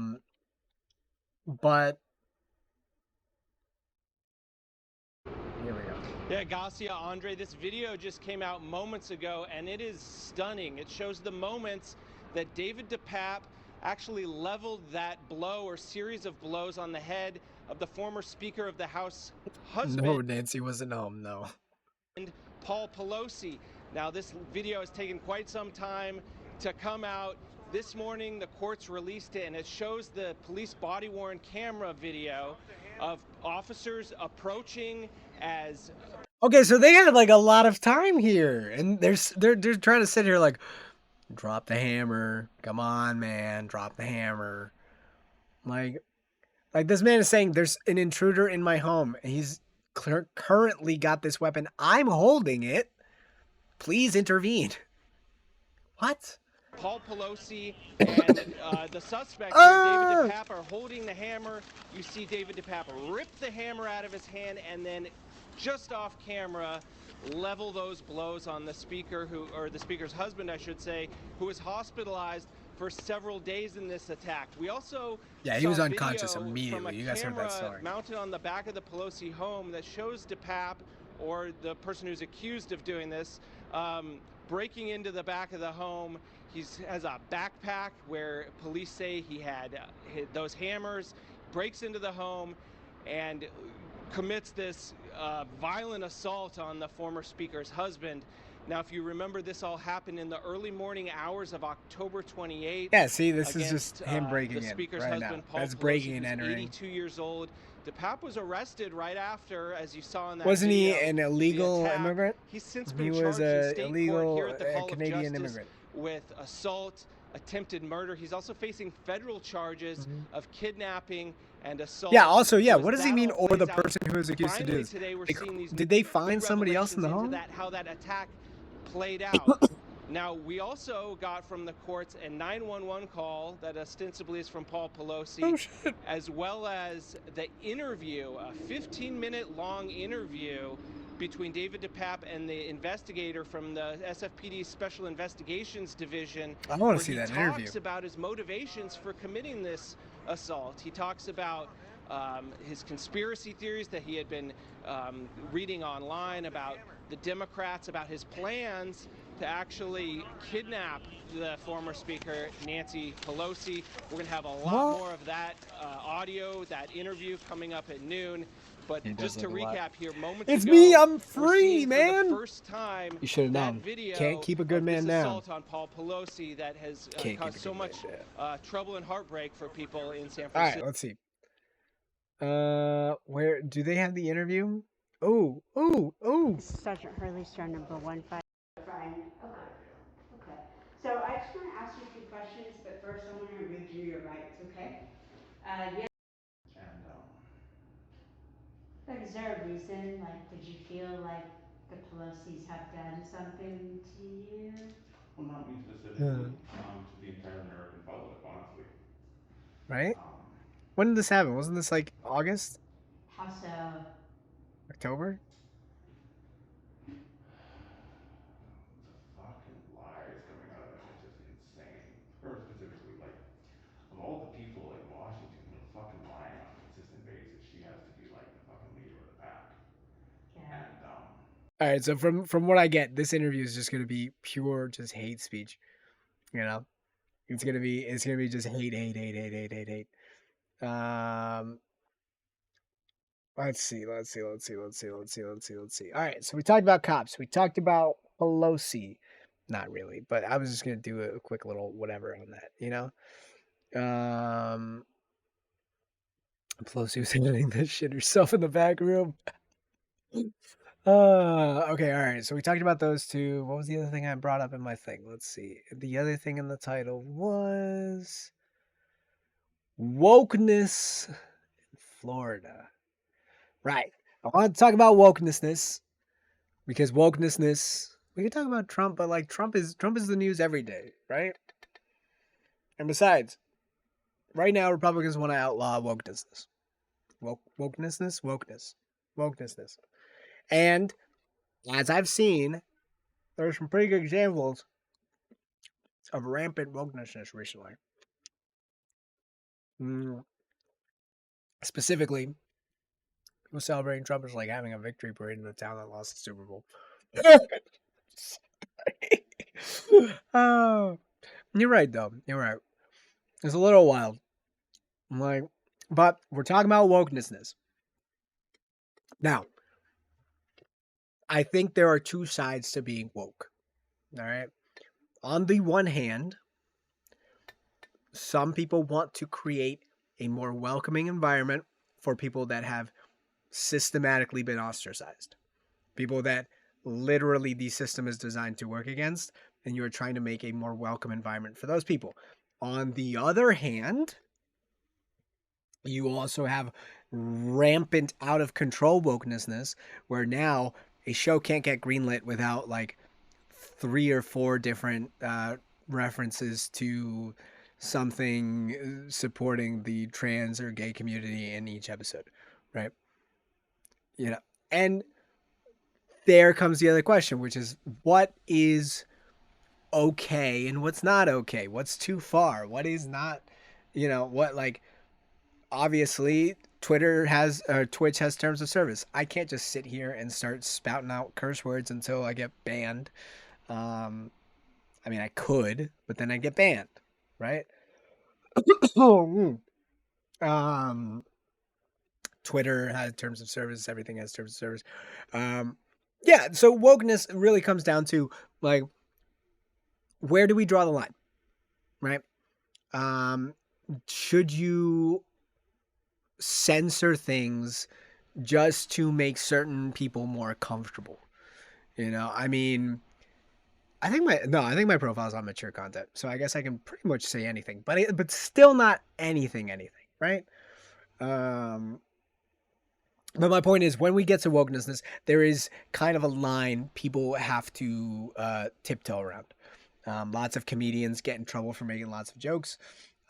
Specifically, one of my favorite ones is Tosh talking about slavery. Like, There's nothing more shameful in our country's past than slavery. Okay, that's horrible.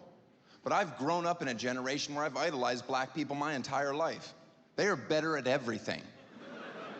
So the fact that we pulled off slavery, I've already said it's awful. That's off the table. I'm just saying it's kind of neat. I mean, at any point, they could have been like, we can just run away, right? And you will never catch us. And if you do, we will beat the living shit out of you. All right, that's about how well that joke should go over. There's nothing. Okay. See, this is an example of an extreme joke. Hold on, wait, what did you say? That's not the point. They're censoring everyone to make an appropriate slave. Stop thinking small picture, start thinking big picture. If we control the discourse within these chambers or town squares that are the largest, how can we influence their decisions? And there is another part of this, right? Which is that at a certain point, we are trying to figure out, like, who gets a voice? Do you get a voice just for whatever it is you want? Do I get a voice for whatever I want? Is there some kind of equalization that we need to do? Right now, who was it? It was Newsmax, I think it was.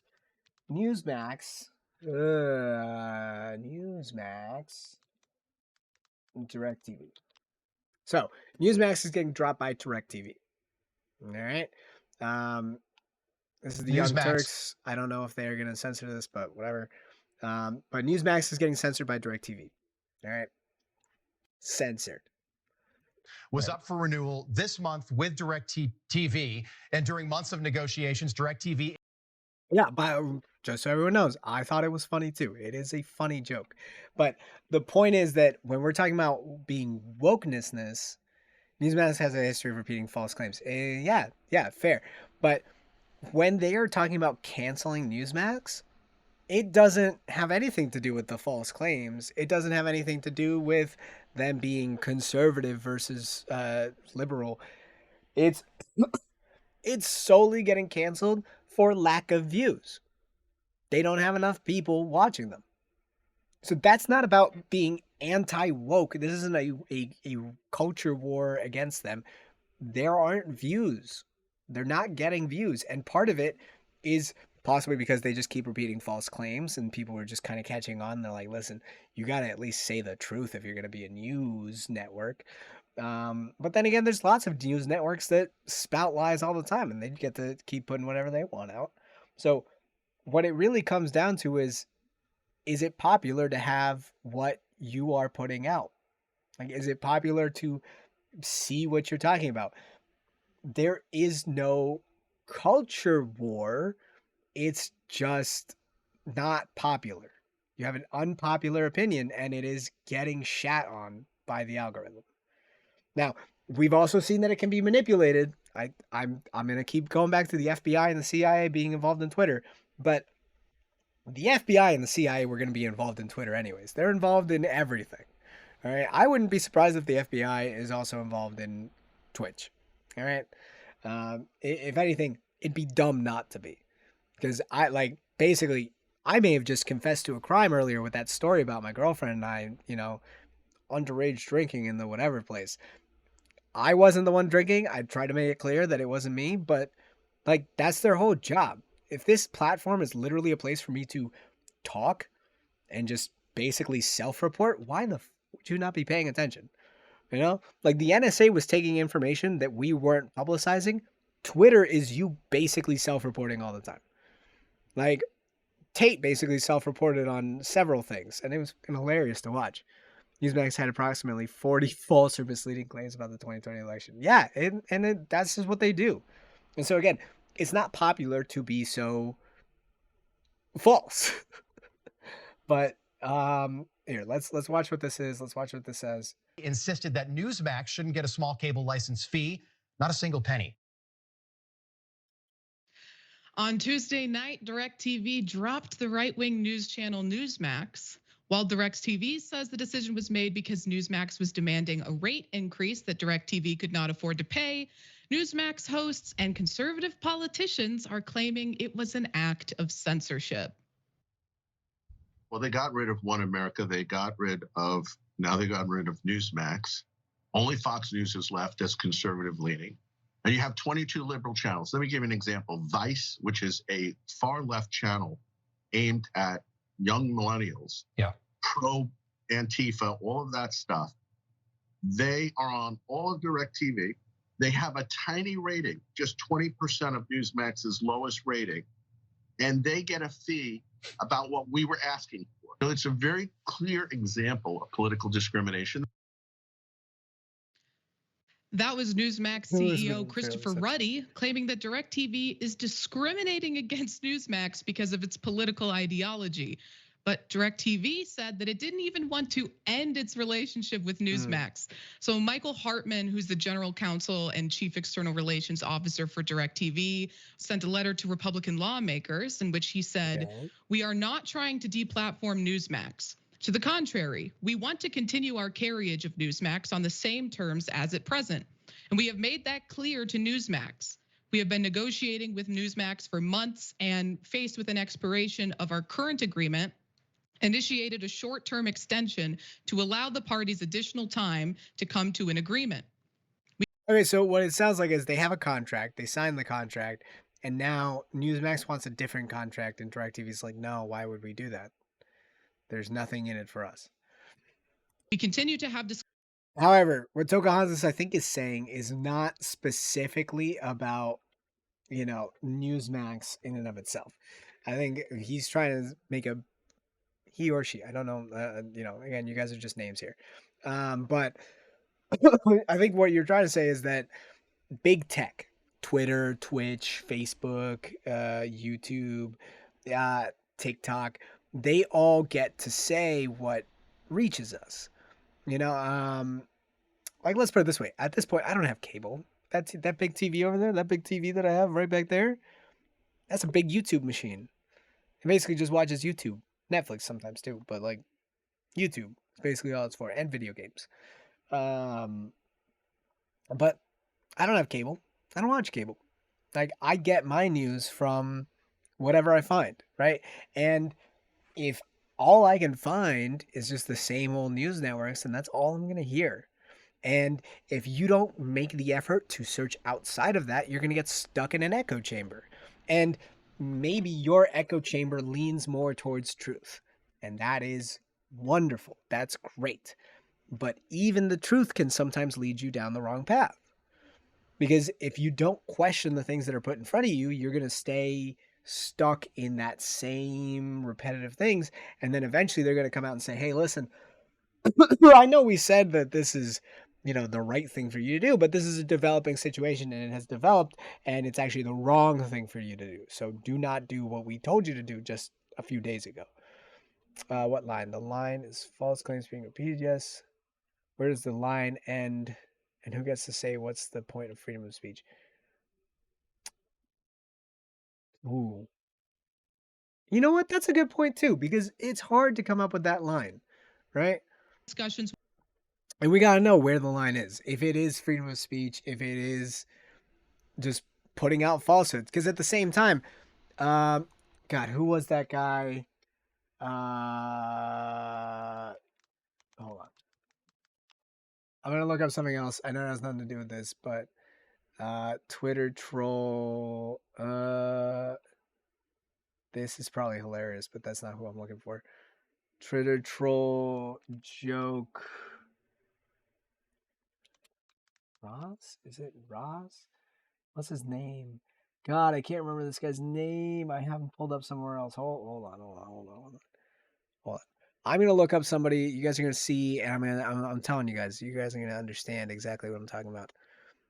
It is, his name is Robert Paulson. His name is Robert Paulson.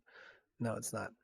So anyways, there's this guy, I'm trying to remember his name, but what he does is he basically trolls people on like a corporate level. And by that, I mean, he manages to get people riled up about stuff. You know what? I'm going to do my friends and I sue each other. Yes, it's Ben Palmer. Finally found him. All right, so this is Ben Palmer. He does what I like to call Palmer trolls. All right. Free Andrew Tate. No, don't actually free that guy. He's in jail for a good reason.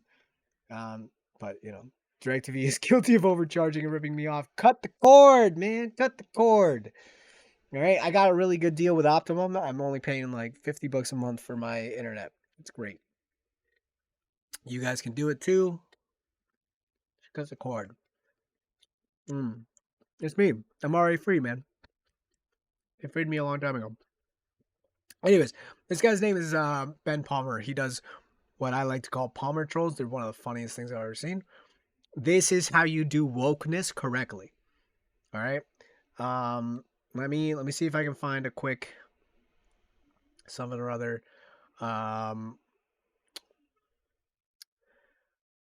Like this. The factory workers at Nabisco are on strike right now for losing their overtime pay and having to work really long shifts. Their parent company is called Mondelez International. So I made a quote from the CEO of Mondelez International that says, "I don't care what it takes. I just want my goddamn cookies made." And I emailed it to Mondelez International. And I signed my name as Courtney Lee with the Coloradoan Times. And they emailed back and asked where I found that quote, and I said it was from a source close to Dirk. And then they said, just reiterating, this is fake and not on our website. If you don't mind, could we publish your email response as an official statement? This quote is fake and not on our website. We never said anything about the goddamn cookies. No, that quote is not something I said. You could quote, this is fake and has never been published on our website. Okay, thank you. For the record, goddamn cookies is not something I said. This is fake and has never been published on our website. This is still a misleading quote with things that were never said. You can quote, this is fake and has never been published on our website. Okay, thank you. Apologies for the goddamn cookies part. Then I emailed them a new quote from the CEO, Dirk, and signed my name as Jacob Jones. He's just going to keep going. Digital reporter for CBS Akron. So you want to make cookies for a living? Well, you better be prepared to work 16 hours a day, 7 days a week. No excuses. People want their fucking cookies. They emailed back and said they can confirm it's fake, and they asked for a link or a source where I found this. Thank you. We were sent this exclusive audio. I don't care what it takes. I just want these goddamn cookies made. Thanks for sharing, This Jacob. guy. I can confirm this is This absolutely guy. fake. Let me know if there's anything else you need. I'm free, man. I'm already free. Look at me. I need right some here. goddamn cookies. Creators on Twitch took a day off the platform because they're tired of all the hate raids and racist, transphobic, and homophobic What is this? attacks they've been experiencing while they're trying to stream. And Twitch isn't really doing much about it. So I emailed a meme I made. Am I getting hate raided? Can I get hate and it raided? said, we've created an environment that's inclusive. What if some of them to follow everyone, me? whether you're a hate raider or simply just want to harass someone within the comfort of anonymity. You can be yourself. And said, we got this quote from you and just wanted to ask if you wanted to provide any further comment. And I signed my name as Jamie Jones, CBS Akron. And they emailed He back just keeps and going said, with hi, this. Twitch spokesperson here. We won't be responding to this quote as it's obviously falsified.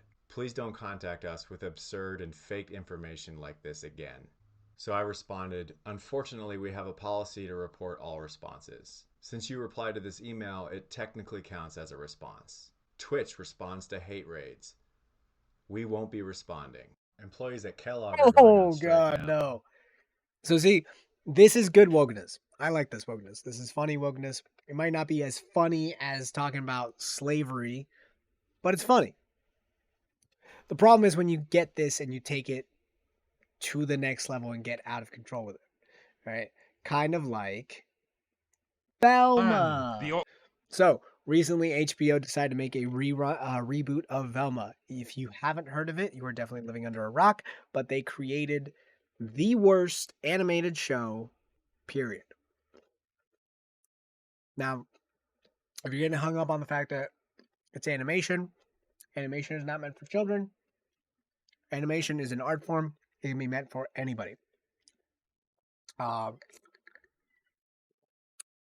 not going to talk about my favorite show, but I can tell you my favorite show is an animated show. And just because it's animated does not make it childish. I can tell you that because it features some pretty heavy stuff, such as slavery, abuse, etc., etc., etc., etc., etc. He gets up. I do not get a real quick. Sorry, I didn't see what the chat was going on about. Just because I'm pretending to be Tate does not mean I support him. Assaulting women, abusing them, tricking them into coming over and having sex with you. None of those are things I support. I support wooing women with genuine interest, possibly with flowers, but definitely romantically. Okay? Do not be a Tate bro. It's not going to get you where you want to be. It may get you some temporary things, but really what you need is just confidence in here. Actually, we're going to talk about that eventually. I do want to start those self-care streams I was talking about some other day. And one of those is definitely going to be confidence / relationship advice day. We'll figure that one out. But moving on. So we have anti-wokeness, which is all these people saying I should be allowed to say the N-word with a hard R. No. Then we have those weird little gray areas of positive wokeness, like we were just watching with those Palmer trolls, where he just kind of trolls these companies that are clearly abusing their workers. Then we have Velma. Now, Velma has a message to send and does not care how many bridges it has to burn to send it, right? It's racist. It's misogynistic. It's pedophilic. There's a whole bunch of weird shit in that show. And honestly, I am almost 100% convinced that they were not allowed to use Scooby-Doo because the people that own the license said, you cannot corrupt our character like that. It's also probably the reason why Shaggy in the show is actually called Norville, because I don't think they had the right to use the word Shaggy.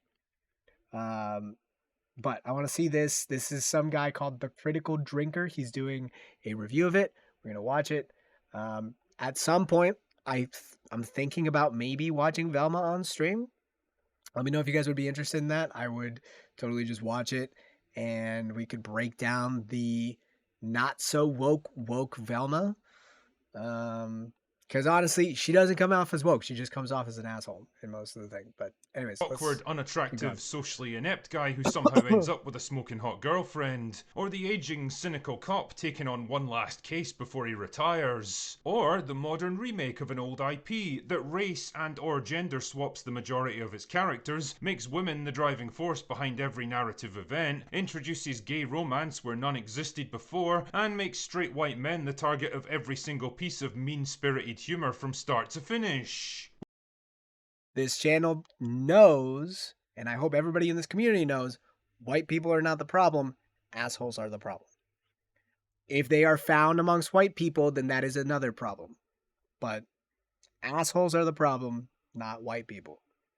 Which brings me neatly along to Velma, an HBO remake of the classic Scooby-Doo TV show from the 1970s about a team of mismatched teenagers who travel around the country in a van solving local mysteries. There was Fred, the suspiciously fashion-conscious leader of the team who was always on the lookout for another case to solve. Daphne, his beautiful and accident-prone girlfriend. Velma, their geeky and awkward but highly intelligent friend from high school. Shaggy, a cowardly stoner who often ended up being chased by whatever ghost or monster was on the prowl that week, and of course his talking doggo Scooby, who was always on the lookout for another snack. Yes, yeah, don't think too much about it, just go along with it. It was a show that I could best describe as light-hearted, campy and well-meaning fun, with a neat and surprisingly wholesome message about the value of friendship.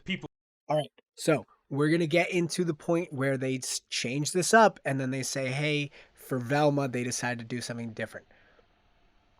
That's not the problem. Okay? You can change the IP. You can take beloved characters and put them into a different situation and have them interact slightly differently. I'm even okay with the race swapping. It's not really important, and I don't see why they had to focus on that, but I'm okay with it. It wasn't the end of the world, all right? You can make them whatever color you want to be. You can make them however you want to make them.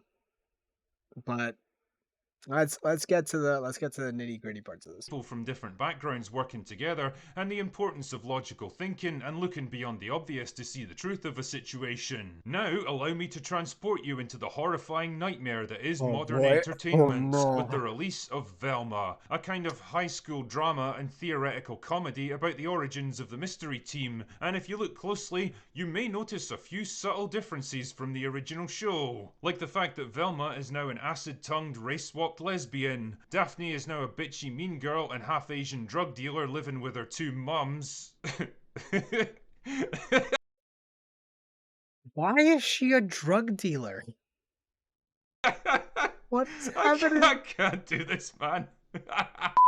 Shaggy is now a black high school news reporter for some reason with an unrequited crush on Velma, and because the show needs an object of mockery, Fred is now a mentally challenged, hormone-deficient rich kid who's so spoiled that he literally doesn't know how to cut up the food on his own plates. Oh my god, I feel like I'm having some kind of existential crisis here. I mean, this is real. This is a thing which actually got made. Someone wrote all this stuff down. People edited and refined it. A big room full of experienced executives greenlit it, and a whole Okay, see, this is the part that bothers me. People watched this and said, yeah, that's good to go. No, it was not. No, it was not. No, it was not. No. The entire show basically focuses around Velma shitting on Fred's tiny penis. It's all about her saying he's white and got a tiny penis. They even like have an entire half an episode just dedicated to being like Fred and his tiny penis. It's insane. This show, I like honestly, I can't imagine who was in the room and just approved all this shit. But no, bitchy is not the right way. Bitchy was not the way forward here. Making her gay would have been maybe somewhat okay, but it still didn't work out. Like none of this worked out. teams of voice actors and animators and video editors helped to turn it into reality. Millions of dollars were spent on this. I think the worst part is that the animation is not bad. Like it's well drawn, and I don't have a problem with it being well drawn. It's just that the actual dialogue, which he's not really even getting out here, is trash. It's professional awful. production that people genuinely believed was going to be a worthwhile artistic endeavor. Honestly, I thought She-Hulk represented the creative nadir of modern entertainment, but if Velma's taught me anything at all, it's that no matter how far we may sink as a culture, there's always some horrifying new low that we can descend into. Yeah, this is a lot like Velma Drawn may Together. actually be one of the most repulsive, creatively bankrupt, nasty, mean-spirited, and reprehensibly terrible things I've ever watched in my entire life. Jesus, The this man is basic ripping it narrative, apart. and I stress the word basic here, is that a string of gruesome murders in the local high school Am I gonna get draws in the trouble for that? attention Was of that Velma too much Dinkley, nudity? a geeky and unpopular teenager who finds herself as the prime suspect. Velma's still haunted by the disappearance of her mum years earlier, but eventually resolves to start investigating with occasional help from her former friend Daphne and local soy boy Shaggy. Sorry, I mean Norville. The trail seems to lead to Fred Jones, the local rich kid who has both a motive and an unpredictable personality to back it up. But was he really responsible for the murders, or is there something else at work here? This sounds like the Clearly worst. the intention with Velma was to delve more deeply into the relationships and personalities of these characters, giving us more of an insight into who they are when they're not driving around solving mysteries and what actually brought them together in the first place. I mean, I can't say I ever really cared to delve deeper into the personal lives of people like Fred and Daphne, but here we are. And of course, all the usual tropes of the teen drama are present and correct. The high school cliques, the tension. So here's what I think my problem with this is. They had an idea. Show us Scooby-Doo, Mystery Inc. before they were a thing, before they were all together. Fair? Cool. All right, down. They wanted to show it through Velma's point of view. Velma being the nerdy, probably gay member of the crew. If any of them was gay, it was definitely Velma, and I think everybody here knows it. All right, and that's fair enough. But that's all fine. That's all fine. But they just made the characters genuinely unlikable. Like, I'm sure he's going to get into it more, but essentially, Fred is incapable. He's inept, which is the exact opposite of who Fred is. Like, again, maybe the creators and I just watched a different show, which is fine. Like, you know, maybe we just watched a completely different show, but then don't use the same names, right? Like, Velma could totally have been gay. That's fine. Whatever.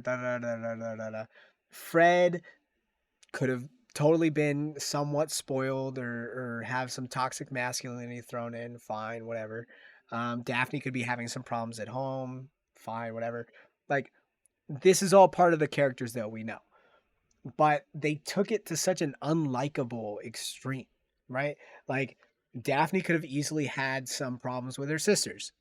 That's something that happens in all of the shows. She's got like very successful sisters. She's basically supposed to be Barbie, right? So she could have some kind of inferiority complex with her sisters and just kind of lashing out as the bully. Fine. She did not need to be a drug dealer that makes her instantly unlikable, right? Velma, again, just didn't need to be an asshole to everybody. That's literally all she does in this show, is just being an asshole. Fred could have still been somewhat inept, but had at least one redeeming quality. In this show, he has 0 redeeming qualities. We even saw a little clip of him where they basically just make him Hitler. All right. And the only trait that he seems to have is that he's got a little dick. That's it. Daphne was the rich preppy sorority girl. That is essentially what she is, but she's also definitely based on Barbie. Like I think she's literally they just threw Barbie and Ken into it, and that's Fred and Daphne, and then they just had to add some normal people by adding in Velma, Shaggy, and Scooby. And Scooby, I don't want to say it, but Scooby is definitely supposed to be the minority representation here. Because in the original one, there was no minorities, but Scooby was the minority.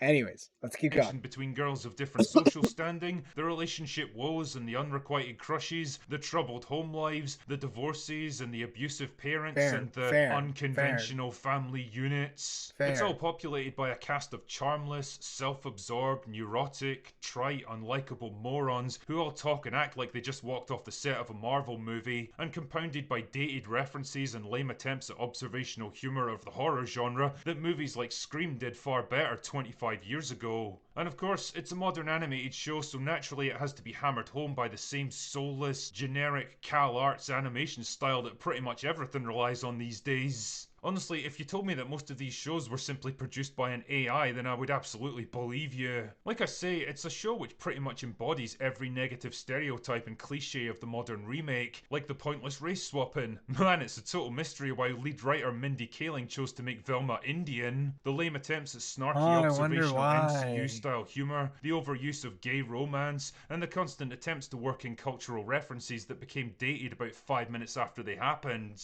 And okay, so see, this is what I'm talking about. This show literally is trying to force wokeness down your throat. This is everything that is wrong with being woke. All right?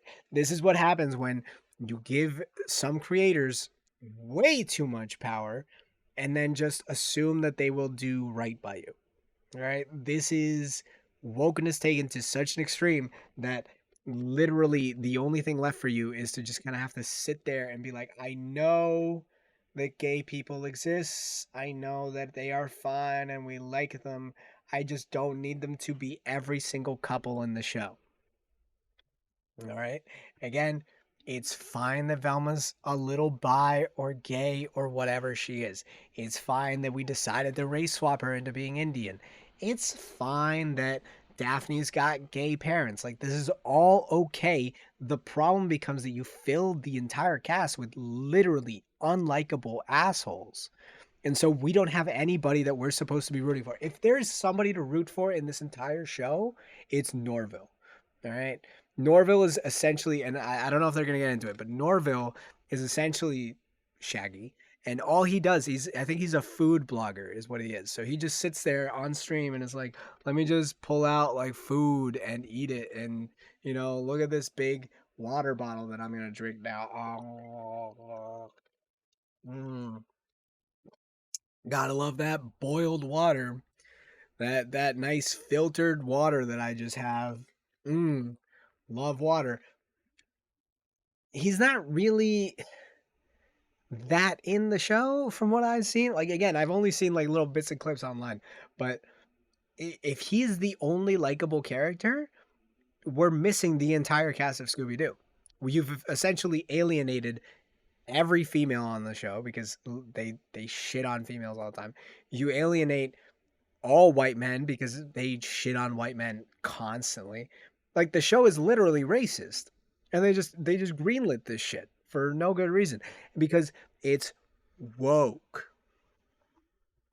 what's truly baffling about this show is that it tries to wrap all this stuff up in what it believes is a package of ironic, self-aware, postmodern humour. You can't spend half your time criticising the tropes of storytelling while embodying the very cliches of modern remakes that people are so sick and tired of. Now, all of this would be bad enough, resulting in simply another forgettable remake of something far more popular, but the thing that really struck me about Velma is the sheer bitterness and hatred that seems to radiate from it. You really get the sense that this is some kind of emotional colonic irrigation for the writers, like you're witnessing a whole lifetime's worth of petty resentments, jealousy, personal grudges, and bitter regrets being vomited up onto the screen in front of you. I don't know if they had a really tough time in high school or something, but I can't shake the feeling that the whole thing is some kind of coping session against anyone who was more rich, more successful, more popular, or more attractive than them. Either way, the attempted humour in Velma just comes across as hateful and nasty instead of funny and insightful. And man, what a weird target for something like this. Like I say, the original Scooby-Doo had a pretty wholesome message about a group of friends from different backgrounds learning to work together to overcome challenges. They each had their own strengths and weaknesses, and no one member of the group could solve the mystery by themselves.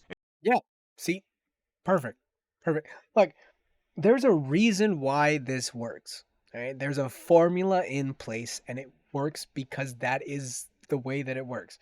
The formula here is you get a bunch of ragtag team members together, and then they have to do something that neither of them could do on their own. It's just like what's her name? Mary Shelley. No. The lady that makes all the mystery novels, or that made all the mystery novels, Agatha Christie. Agatha Christie made a mystery novel after mystery novel after mystery novel after mystery novel, and we still watch that shit today. And part of the reason why we still watch that shit today is because, welcome back, General, is because there's a formula to it. There's a style to it, and we are comfortable in that formula. This is Velma, the worst remake ever. It taught We're kids gonna that watch a every little bit more individual has to value, that you talk shouldn't about judge a rampant person's worth wokeness. based on superficial characteristics. But of course, this being a modern remake produced by professional victims with ingrained grievances, the diverse female main character has to be the I want to see Velma being cringe for 9 minutes. What is this? My name is Velma Dinkley. No, it's not. Sure. Normally, origin stories are about tall, handsome guys struggling with the burden of being handed even more power. Yeah, it was me, not Fred and his weird sex fan. And how do you feel about race-blind casting, Daphne? I wasn't expecting such an enlightened answer from such... A bitch. You almost killed me. Guess I didn't try hard enough. God. Why? Why is she such a bitch? Why? Not real if you two morons are running this investigation. I'm a suspect? I thought lesbians were good at solving crimes. It's like Thrown in stereotypes about gender, even though they're supposed to be on their side. the one positive stereotype perpetuated by cop shows. No, It's because like I the hate one your positive stupid adopted daughter and stereotype. her fake-ass friends. Hey, watch where you're going, jerk. You cheat off me in Spanish because you think I'm Mexican. Maybe. I have a disease where I can't recognize people who aren't hot. Is it called rudeness? It is. You're like smart. You're not real. You're They didn't need to make him dumb. Like, he's like, look at what they did to my boy. My boy, they broke him. They broke his brain. They didn't need to make him dumb. You're not real. Seriously, who is this weirdo? Only think you murdered Brenda because you... We're voted most revengey in the school yearbook. I know. Oh, those yearbook guys have no idea what's coming to them. I'm not just a waitress. I'm also A basic bitch who doesn't even know how to use hashtags. Why would you do that? Why would you do any of that? Right? Like, this is clearly like your mother's or your father's girlfriend who is pregnant and living in your house. Like, what the Well, I had to go prepare myself for prison. Not that you care. Glamorous waitress at Spooner's Malt Can Shop. I even show this? What the is happening? Who are you? If I tell you, will you remember? I have an illness! My mom smoked cigarettes. Oh, shit. Hi, sweetie. Oh. Like the case of the missing idea juice. My guilt triggered. Is this supposed to be funny? Were we supposed to laugh at this? A potentially heart-stopping hallucination. Could exercising and eating less fried food help? We'll never know. Velma! There you are. Norville? What the hell? Yes, and I don't want to do our math homework together. Just email me your answers like always. Know what VMs are. Get to the point. Why is she so mean to my boy?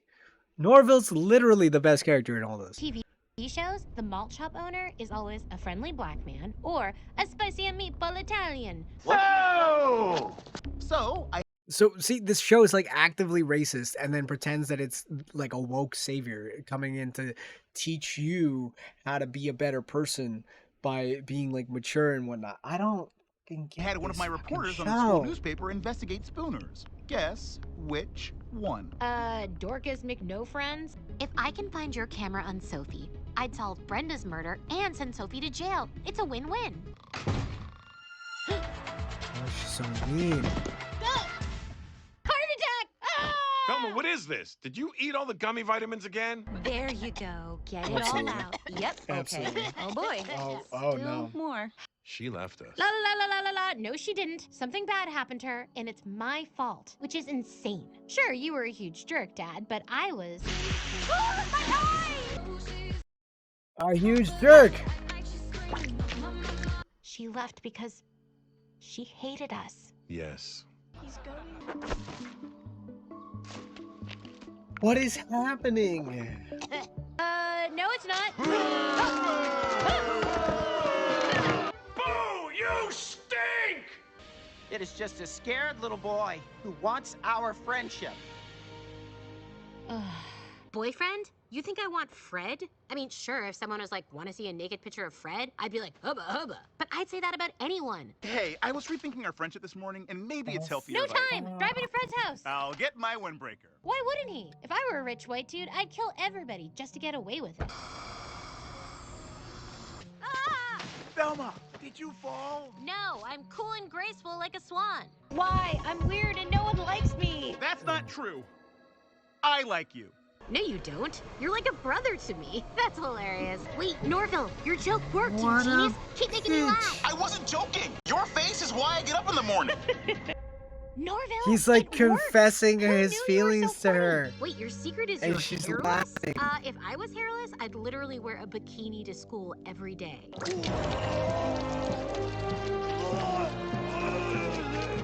I think the editing to I'd this is laugh, better than Fred. If I wasn't standing next to this secret comedian over here, if I found humor attractive, I would be all over you right now. Oh well. That's rough, buddy. Muddy? Oh, sorry I'm not a drunk on the verge of losing custody like every other woman solving murders these days. Holy shit, why is she coming after literally her audience? Like, we want to see a woman solving crimes. That's why you picked Velma as the main character for this show. Why? Oh. Julian. But as much as you try to hide who you really are, your ass is mine, best friend. Yes, Fred Jones, heir to the Jones Gentleman's Accessories fortune, was arrested last night for murder. Well, thanks to me. My name, say my name. Vermin Dorkley. It's Velma Dorkley. I mean, Dinkley. Fred's a rich white guy with a tiny dong. He did it. Now, excuse me, I have to go find my missing mother. All our Yeah, this is classmates are literally idiots the or running sheep, gag. so let's assume they're high. Hey, Daphne. What do you want? Just to offer my sincerest condolences for the loss of your more popular friends that you picked over me. For $500. $500? That's like $1 million. That's like saying, I want a cajillion bajillion dollars.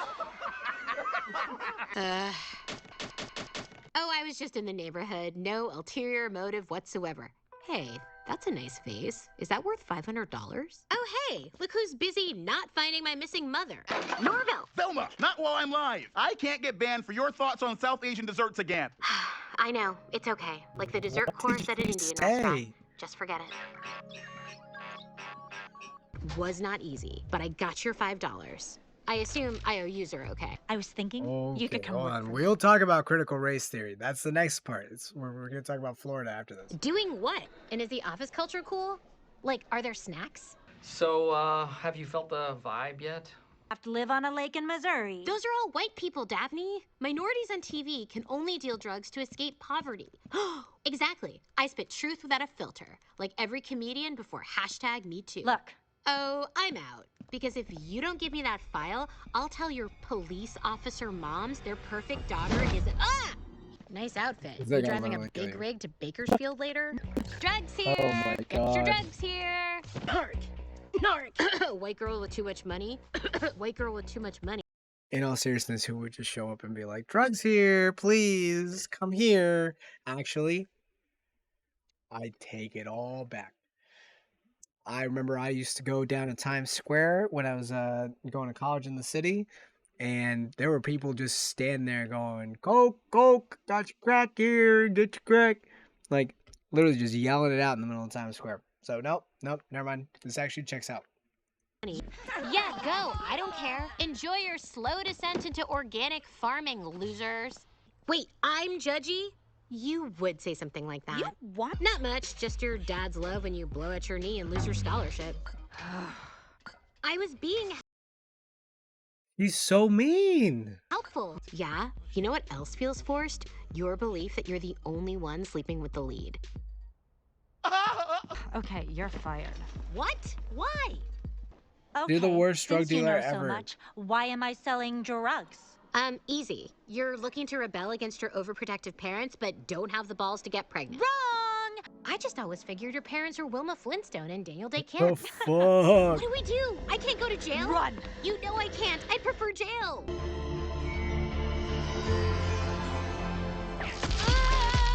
That was such a forced moment. A lot of help. Whose fucking foot is that? Sorry, I was just wiping some garbage slime off your cheek. Oh, shit. Piss cakes of a dick. All right, listen to me. We shouldn't have done this. We should not have. Wait, am I enjoying hanging out with you again? Or is it the high of This moderate is so exercise? forced. Okay, This easy, is Dr. so Phil. I'm the brains forced. of this What? operation. You're just the look, style, and effortless charm. Wait, a beanie? It's 90 degrees out. Also, could they just not have created her a girlfriend? It would have been so much easier. And I'm not supposed to assume he's hiding a bald spot? No. Drugs here. Get your fresh shot drugs here. The real question is, why It's were him or you your wearing a dad. beanie? Those are only for television actors who want you to know that their roots are still in theater. her dad. What? Are you crazy? Finding Fred innocent would require me to admit I'd incorrectly prejudged someone. No, I was right. Home slice Yeah, is like that's Robert exactly Durst what level she did, because guilty. that's exactly what she does. Velma, do you swear to tell the truth, the whole truth, and nothing but the truth? So help me, Shonda Rhimes, I do. We met at lunch in the 8th grade when he confused me for a That's what I'm saying. Like, these jokes are so forced. They're not funny. They're not even organic. They just feel like you're just trying to squeeze out like another cash grab from the new generation. And the thing is, we ain't dumb. Like we see it, and I'm sure that the younger ones see it too. Like, even if we're talking about the youngest of the young generation, this is not meant for anybody under 18. Like, you should not be watching this if you are under 18. This is clearly an adult show. But who was this made for? Like, who wanted to watch this? Who was like, hey, give me Velma, but make her a bitch, and also everybody else? beanbag chair. Classic. Also, that he was just another entitled rich guy who might kill someone because he has a tiny dong. Wow, blonde-haired people have bad days too. Wait, did you realize I stole all your zoinks? Please don't kill me. No, you're good. Well, your fear pea stain is still on my lip. Well, I think I'm fine. Norville helped me get over them in the last episode. Ah, what did I tell you about using tongue? You said you wanted it to look realistic. Yeah, realistic, not fucking gay as shit. Actually, that probably would have been a better version of this. But the point is, Velma is out of control. And it's what happens when you just don't really care what people write. You just feel like it's got to be, you know, modern and edgy and woke. And, like, it doesn't have to be that way. I mean, like, look at this. Look at this. I want no zombies or kooks. My friends were finally done with. I've seen this video before. This is just Fred being like Fred. Man, so this is going to be the most exciting weekend I planned since Fantasy Elvis Camp. By far. It had me all shook up, man. Look, gang, a door. I wonder where it leads. We'll never know. I don't have a problem. I just like nets. Nets are great. Nets can do everything. They're stringy and meshy and beautiful. In a word, you've been scammed, conned, bamboozled. That's 3 words, Fred, but I think they get the idea. I wish you'd all come to your senses. You don't see me acting ridiculous over my favorite group, the Ascot 5, do you? Yeah, Scott 5. Oh my god. Don't tug my ascot. Don't pull my ascot. It's not a Scot. No, baby. You can't have my ascot, cause girl, it's mine. Fred, but they say Okay, see, my point is, like, these were lovable characters. They were lovable characters. You took them, perverted them to make your own weird-ass message, and now everybody hates you. All right? That's just what happens when you go down this rabbit hole. And the problem here is not the wokeness. The problem here is that they turned them all into assholes. Like, Fred is literally just a douchebag. Like, he can't even see people if they're not hot enough or whatever the fuck it was he was saying. Daphne's, I don't know, a bitchy drug dealer from what it looks like. Velma's genuinely just a bitch. Like, she literally just comes after everybody like a fucking asshole. And then the only, like, redeemable character is Norville, and he doesn't even get a chance to shine. So who are we supposed to be rooting for? Who is our character in this show that we're supposed to be like, oh, yeah, like, that's my person? Like, if it's Norville, then Norville's getting shat on, and I don't want to watch a show where I get shat on all the time. Oh, God, they made a mess out of this show. But the problem here isn't the wokeness. The problem here is executives who are too blinded by greed, blinded by an IP to even do the due diligence of just checking to make sure that we're not butchering their intellectual property. I mean, Velma is a whole, like, masterclass in how to fuck up an entire show. Now, keep on bringing in CRT. So let's move on. Let's move on to the Florida business.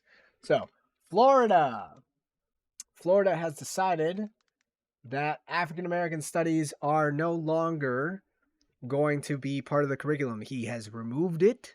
He's blocking all the African American studies courses. It's just one of those things where he says it's not part of our education system. There's a lawsuits threatened. Let's This see course on Black history, what's one of the lessons about? Queer theory. Now, who would say that an important part of Black history is queer theory? That is somebody pushing an agenda on our kids. And so when you look to see they have stuff about intersectionality, abolishing prisons, that's a political agenda. And so that's the wrong side of the line for Florida standards. We believe in teaching kids facts and how to think, but we don't believe they should have an agenda imposed on them. When you try to use Black history to shoehorn in queer theory, you are clearly trying to use that for political purposes. Okay, fair. I can can take a guess at what it's about, though, because that's what I do. So if I had to take a guess, which I am, I would tell you that the part that is about queer theory is probably talking about how being gay is hard enough, but being Black and gay is somehow even harder in the United States. The abolishing prisons bit, again, might sound like agenda, but really what they're talking about is for-profit prisons that benefit from recurring visitors. They benefit from you not actually being reformed and instead having you come back over and over and over again. Now, let's see if I can find some more information on this. This is attorney Ben Crump. This is how students are responding to Florida rejecting their AP African American Studies course. Never mind. This is way too long. We're not doing this. It's way too long. Way too long. Look, the point is, there is something called an African American Studies course because there is a group of people that are defined as African Americans. Now, this is going to sound very strange. If you are from Africa and you come to America, that does not make you African American. Is Black Month a thing? It is a thing. It's coming next month, I believe. We also just had Martin Luther King Jr. Day. But if you are from Africa and then you come to America, that does not automatically make you African American. I know that does sound weird, but African American being the group of people with a shared culture and shared history is not people from Africa brought here. They are actually being defined as African Americans being the people who have generations on generations of a shared cultural experience. That being the whole, again, this is a semantics problem. He is an African who emigrated to America, but that would not qualify him as being African American as in the person that is being studied in this African American course. Now, the people studying this African American course are the cultural African Americans that all have a shared cultural experience, being the Underground Railroad, slavery, Reconstruction, literally any kind of the whole slave trade business, anything up to civil rights acts. That's what's being covered in the African American Studies course. That's what CRT covers. Right? The whole point is to talk about the shared cultural experience that is being African American. And they are not talking about literally coming from Africa to America. I know that that is strange because the words I'm using should define an African moving to America, but what they are talking about in this course is, we'll go over Anthony Johnson. Look, I didn't actually take the course, so I can't tell you what it does and does not cover specifically. But what I can tell you is it is based on a shared cultural experience, not what you would define as being like a nationalities thing. Can we see band symbolizes deep hatred? Oh boy. Queer theory is not history. Okay. Let's see if I can find just a little more information about this so that I don't have to carry the torch all by myself. Uh-huh. All right. Well, So, it started as a stand. We're continuing our coverage of that AP African American Studies course rejected by the DeSantis administration.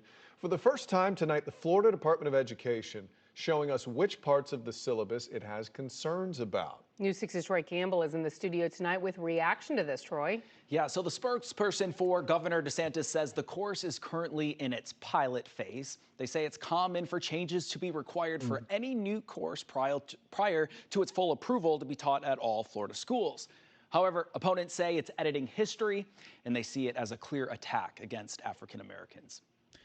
The Florida State Board of Education listing their concerns with the current syllabus for a new advanced placement course for Florida's high schoolers called AP African American Studies. The State Education Board citing issues with 6 topics in the syllabus, including coursework on the reparations movement, Black queer studies, and movements for Black lives. A spokesperson for Governor Ron DeSantis says the course was rejected because it, quote, lacks educational value and historical accuracy, adding the course leaves large ambiguous gaps that can be filled with additional ideological material, which will not be allowed. Okay, but again, this is a course that is meant to be about ideology. It's meant to be about culture. The reason why we do not call ourselves British Americans or Irish Americans or Asian Americans, we call ourselves Americans because we are second generation forward. Yeah, but that's also not totally true, right? I mean, I see plenty of people that are several generations in America and they still have Irish flags flying in the front of their house, right? Like, Italian people are always gloating about how they are Italian all the time. Majority of their ancestors have been there for like 10 generations. Absolutely insane, and dissociates them with everybody else for no apparent reason. No, they are not getting separated from us because we call them African Americans. They are separated from us because of a shared cultural experience. And I'm going to keep repeating that because that is the point here. It's a shared cultural experience. the words themselves that you use are not really the point here. The point is there's a shared American experience that Black people in America have had. And that shared experience is what constitutes them being African American. That's why we use the term African American studies. That's why there is critical race theory, because there is a shared cultural experience that only Black people had. Where 1/3 of all slave owners in Louisiana were Black. You're going to call them African Americans too. I am also going to call them African Americans. Yeah. Yeah, it does not matter that they were slave owners. It's still a shared cultural experience because they probably came from a generation that was owned as slaves. Look, the study gets complicated and gets really, really confusing, but the point here is that they get to do this because there is a shared cultural experience there. It's kind of how, like, Latinos, even though all Latinos kind of have similar experiences, we don't all just group ourselves into one group, right? Colombians are Colombians, Venezuelans are Venezuelans, Chileans are Chileans, Ecuadorians. We have a shared history to some extent, but there is a shared cultural history that is unique to each of us, to each of our countries. You can say it's the same thing with a lot of Asian countries too. The Japanese would be very offended to know that you were associating with China, right? You do understand that Africa has multiple nations, correct? Exactly, which is why I'm not saying that they are people from Africa coming here. They are called African Americans because of their shared cultural experience here. We call them African Americans because they came from the slave trade from Africa. Like, again, we're splitting hairs here on the vocabulary. You could call Elon Musk a South African who emigrated to America. Okay, but calling him an African American and trying to associate him with the cultural group that is African American would be incorrect. I understand why you want to call him African American, but again, and yeah, I understand why you just want to call them Americans, but it comes down to that shared cultural history, which we don't share, right? Like, me being a first generation immigrant, I definitely don't share it. But also, like, there's a lot of white people that just don't share that history. And part of learning about it is trying to become more empathetic about the fact that we don't share that history. And there is no amount of getting it that just kind of makes that history okay or makes it go away. We can try to kind of tiptoe around the issue, maybe guess here and there, but it's still just going to be there. Now, hold on a second, because I got to ACP's Director of Education, Innovation, and Research, Ivory Tolson, says the move is dismissive, saying, quote, African American history is American history, and failure to comprehend this very simple fact is un-American and in of itself. Longwood bookstore owner Desmond Reed says since the 1970s, he's been advocating for more African American literature inside schools. I wanted kids to learn about one another and to learn about themselves and be proud. The shelves of Dare books are filled with historical biographies and events affecting Black Americans through history. If you don't know what there is or what occurred before in history, then you don't know what to expect and you do what you're told. And that's the whole idea. The White House press secretary on Friday said following the passing of the Stop Woke Act in Florida, this latest move is, quote, incomprehensible. It is not our place to direct or to be involved in any local school curriculum, but this is concerning. Mostly in the school system. After 41 years in business, Reed says he'll continue to advocate for more African American literature to be accessible for all students. All the hatred that's being spewed, setting one person against another, one family against another, one group of people, one race against the other. But it's deliberate. The Florida Department of Education says if key revisions are made to the course, their board will reconsider the decision. The nonprofit organization.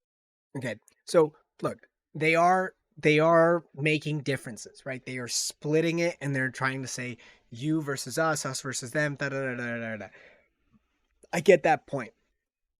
But more than that, they are trying to explain why there is a difference, why there is a cultural difference. at this point, we should be able to say Americans are Americans are Americans are Americans. But there's a shared cultural experience that is just deep seated in there. And it comes back to this other thing, which is there's a concept called generational trauma. And generational trauma basically sums up to your parents were all right. No. So let me throw it all the way back. Your grandparents had fears that were basically a part of their everyday life, and so they raised your parents in a way that hopefully kept them safe from those fears. But then your parents grew up with a certain set of fears that they then passed on to you, and it keeps on going and going and going and going. And if you generational trauma, let's see if I can find something on this. I want you to play a game. If you had a time machine that could take you anywhere in the past, at any place in the past, where would you go? Okay, so this is a good question.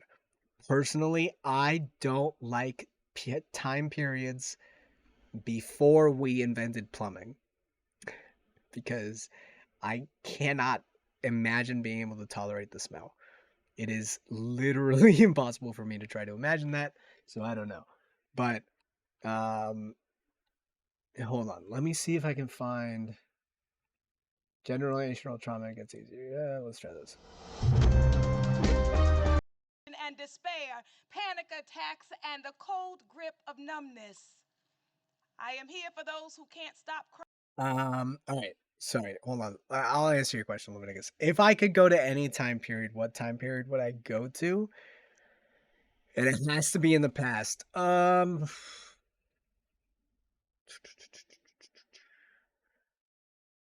Okay, I know enough about science that if you threw me any time in the past 100 years, I could probably be able to make a fair bit of money just, throwing my science bits around, just flexing that science muscle.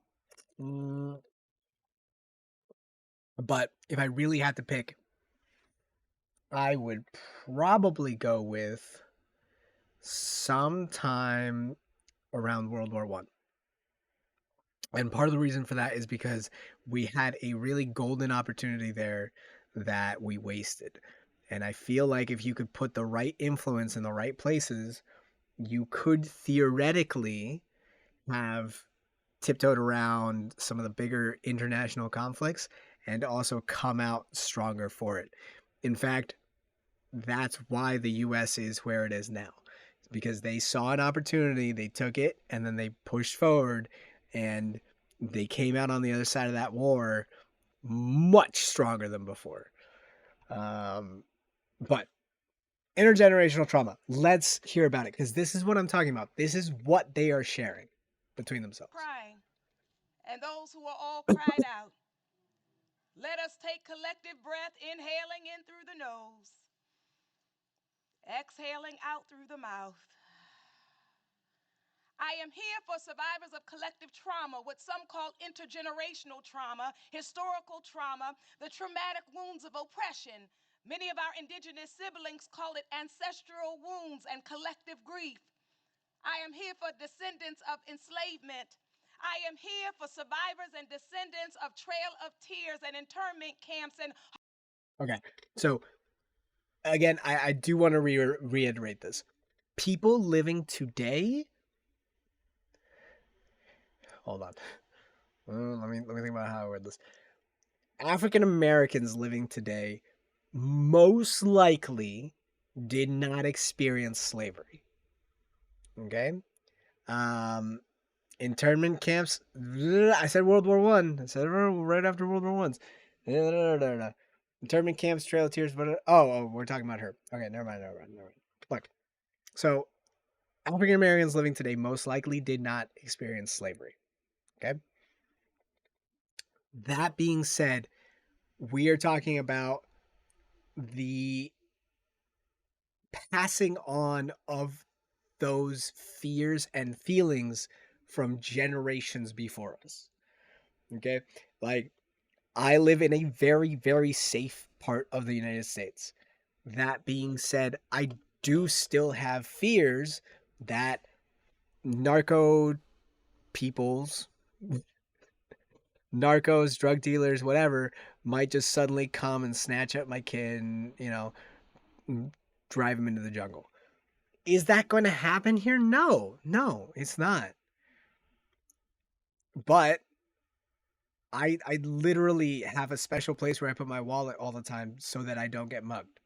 All right. I'm constantly on the lookout for shifty looking people that might mug me. All right. Is it just kind of keep myself safe? Maybe. But at the same time, I know that part of that is just fears from having lived in Colombia, but also from my mother having lived in Colombia and the things that she would tell me, the stories she would tell me. I don't have a reason personally to believe that I'm going to be mugged, but I feel like I will be, and so I always protect myself like I'm going to be. But anyways, let's hear what she has to say. And genocide Holy and shit, she's really just going colonization for and it. decolonization Oh my and God. neo-colonialism. Many of us are bleeding, but we're still here. As a psychologist, I recognize from our research that we desire to do more than survive. Okay. Sorry, real quick, Leviticus, good question. I would say that when I moved here from Colombia, there was a much bigger difference between the safety in America and Colombia. It has gotten much, much safer since I left. The war is not actively going on.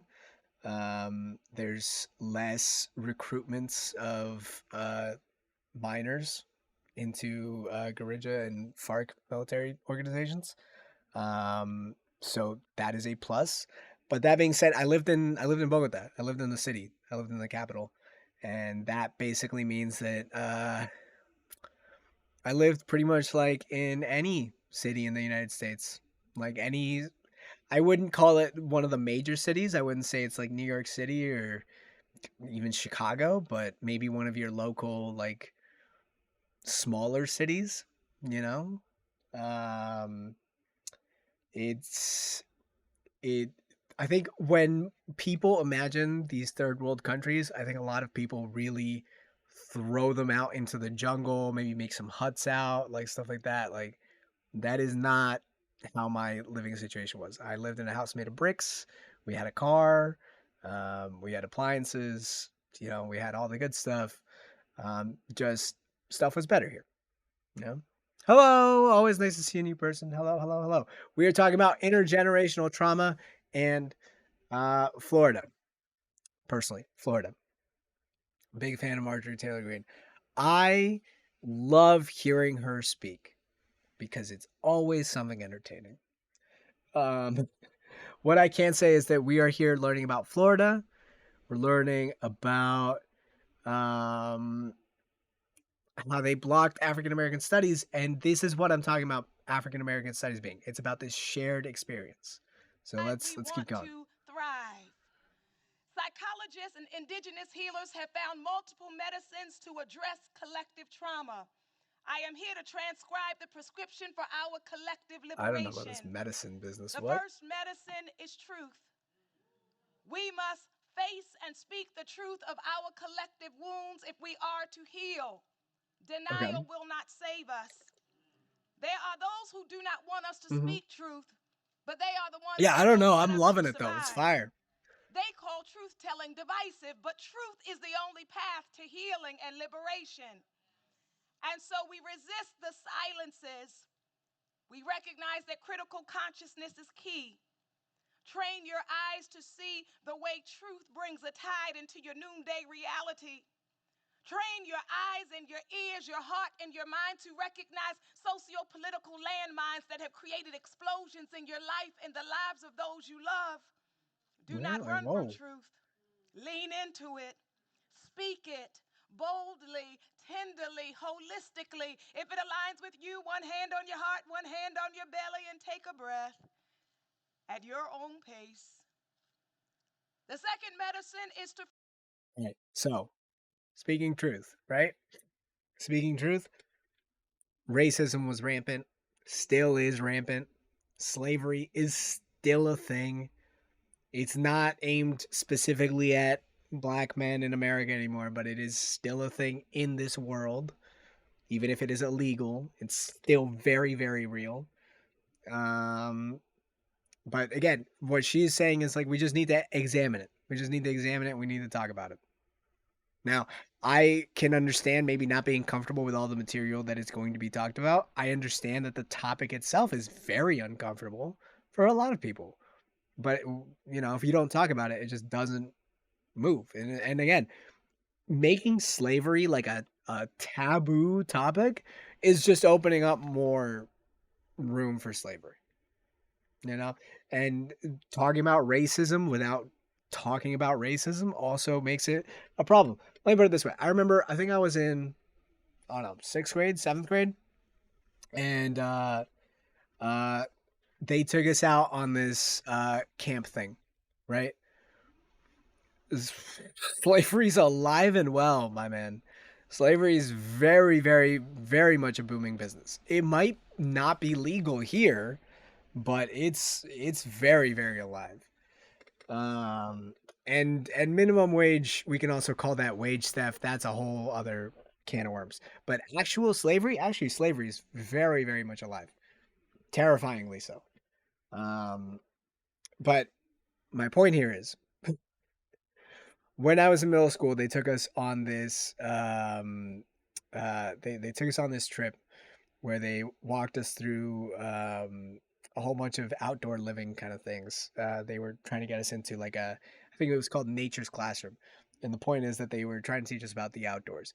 In that, they also had a built-in experience that they like to call the Underground Railroad. In the middle of the night, they woke us all up, brought us all into a room, lined us all up, and then started talking to us in a way that would make some of these woke liberal army people fucking furious. All right, like hard R N words. They were lining us up by height. They were talking down to us, saying like, "Come here, boy. Let me look at you." Da da da. Like some real like dressing down type of shit. All right. Didn't have to get naked or anything. Don't worry about that. Again, this is middle school. We're still technically, part of some like educational program at this point. But it was hard. It was hard. It was, and they wanted to make it feel real, right? So much so that we had someone actually just break down in tears and could not continue. Um, you know, but they just couldn't continue the thing. But the point is, they would lead us through an experience that was supposed to be modeled on the Underground Railroad, and it was an idea of giving you that experience so you kind of felt what it was like. You would feel the fear when, while walking down the trail, somebody came to inspect your carriage, right? They had a password that they would say so that we would duck into the woods and hide while someone was passing by. We had to hide underneath a table while somebody walked around and tried to find us, and you would feel that fear. I mean, technically, all you're really thinking is like, oh, this is like a game of manhunt or something that we're playing at night with the teachers. But the experience was real. And they really wanted to make it as real as possible. And the idea was to give you that cultural feel. I'm talking about an experience I had in middle school where they basically made us feel like we were slaves and gave us a little Underground Railroad moment, right? And the point of giving you that experience is that you don't really understand without having experienced it. Reading about it, talking about it helps, but the shared experience is what defines them as being them and not part of us. And that's why there's a whole African American studies. It's because there's a shared cultural experience there that, without learning about it, without even trying to go out and experience it, you just will not be able to relate. And so she's talking about how to heal that. The truth here is, it really happened. Obviously, there was lots of slavery, lots of people got hurt, lots of people got raped, lots of rape slave babies came out. There's the breeding slave, the house slave, the farm slave. Like lots of really disgusting truths about slavery. And then it didn't stop there. There was Reconstruction. There was the whole Jim Crow era, like civil rights. It didn't stop till 1960s. And there are people that say it hasn't stopped even till today. But that's what the studies are for. That's why we need the course to really elaborate on this. So let me just hear what she's trying to say now. Hold on, because I went on a tangent there. Free your heart.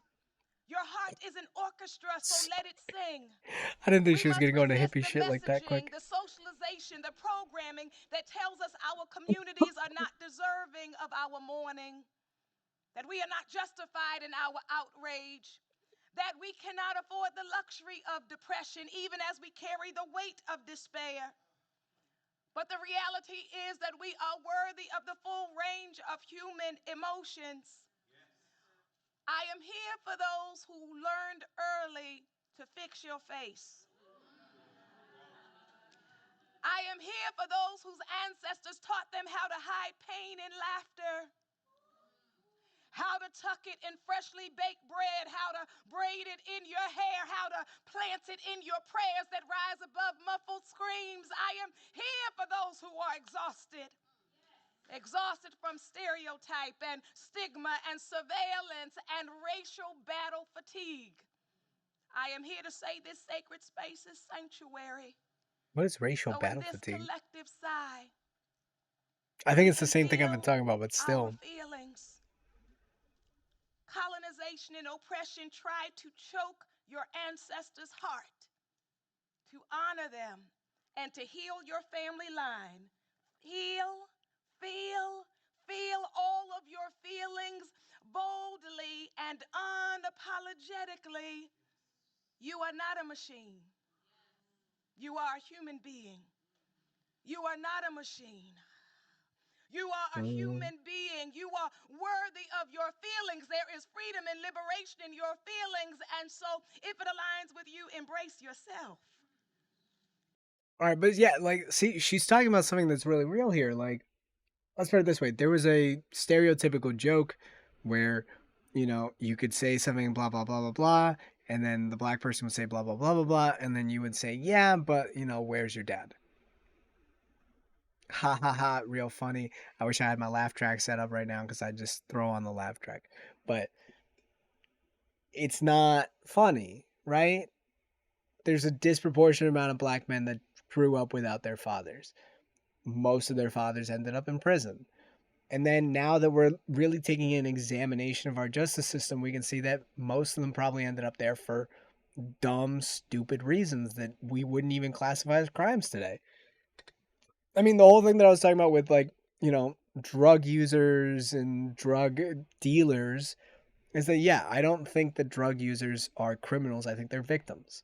I think they're people that have become addicted to something that they can't escape, and now they are in medical jeopardy and they need help, right? But by criminalizing drug use, you made it so that you could put these people in jail and just throw them in there and forget about them, where some of them had horrible, horrible experiences or even just came out with connections that let them get more and more jail. But yeah, she's not talking about stuff that's original. She's just talking about basically being yourself and da da da da da da. But what I will note is that so again, there's this whole thing now about how everybody needs therapy, right? Like, you need therapy, like, you need to go talk to somebody, therapy, blah blah blah blah blah blah blah. But what if your therapist just doesn't understand what you're going through? Like, let me put it this way. I went to go talk about therapy. Yeah, actually, TED Talks have gone down really far. I'm sorry I brought that one up in general, because that was just getting into some really floaty, new agey, spacey shit. But therapists, right? What if you do need therapy? What if you do need therapy? All right, not everybody needs therapy, but what if you do need therapy, but your therapist just doesn't understand you? I mean, for me, there was a time when I needed to go talk to somebody. There was a time when I thought that it would be beneficial for me to talk to somebody. And I realized that the people I was going to see did not understand what I was saying. Like they literally just did not get what my trauma was.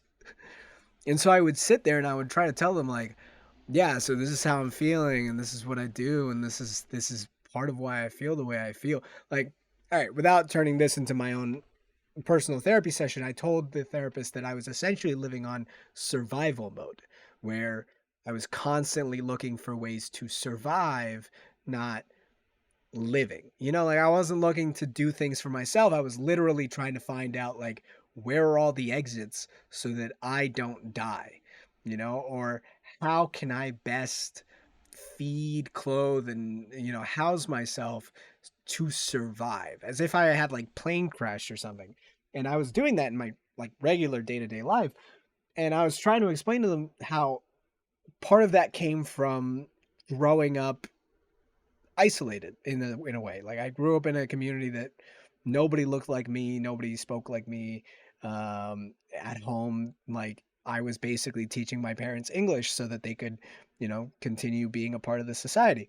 And I realized that the only thing the therapist was doing was looking at me and kind of like shaking her head, going, "Wow, what a burden," and going, "You must have been so sad." And I'm like, "All right, so I do feel the validation. Thank you. Um, that's not what I'm here for, though. I don't need you to tell me my life is sad. I need you to tell me that, like I gotta do something else. I gotta, like, I had to change my attitude, change my perspective, change my whatever. Like, I didn't come here so that I could give you the answers I need. I need you to tell me my answers, right?" But the problem became that the therapist just didn't understand me. Now, I don't have the shared generational trauma that African Americans do. Right? That's not something that I personally relate to. If I were to become a therapist, I wouldn't be able to help those people, right? But what's even worse than what I described is that, and I think I can find it. John Oliver did a piece on this actually. John Oliver, therapist, maybe mental health. He did a thing on mental health care. I think it was 5 months ago. Here, hold on. I'm just gonna pull up a quick clip of this so you guys know what I'm talking about.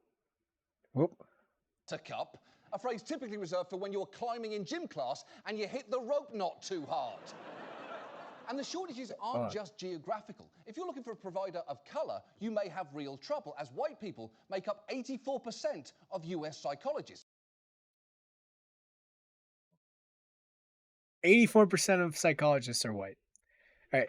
By the way, we'll get into the whole therapy thing. I don't think therapists are the answer. I think neurologists have better answers, but we will Meaning that get into some that. patients may have a much harder time finding someone that they can relate to. Like this woman in Philadelphia who began seeing a white therapist but felt that they weren't connecting. It felt like she just wasn't getting it, and I could tell it was from, the cultural differences, but I felt like I couldn't be myself in the session. I could imagine, particularly white people, hearing that story and thinking, well, but it doesn't matter what color your skin is. Yes, it does. And it's not necessarily a matter of the color of skin, it's more of the cultural backgrounds. And I was wondering, where are all the black therapists? Are they hiding underneath a rock? I wanted a black male therapist. Could you find one? I could not find one for my life. Wow. I could not find one for my life. Like, see, so this is what I'm talking about. These people are looking for a therapist.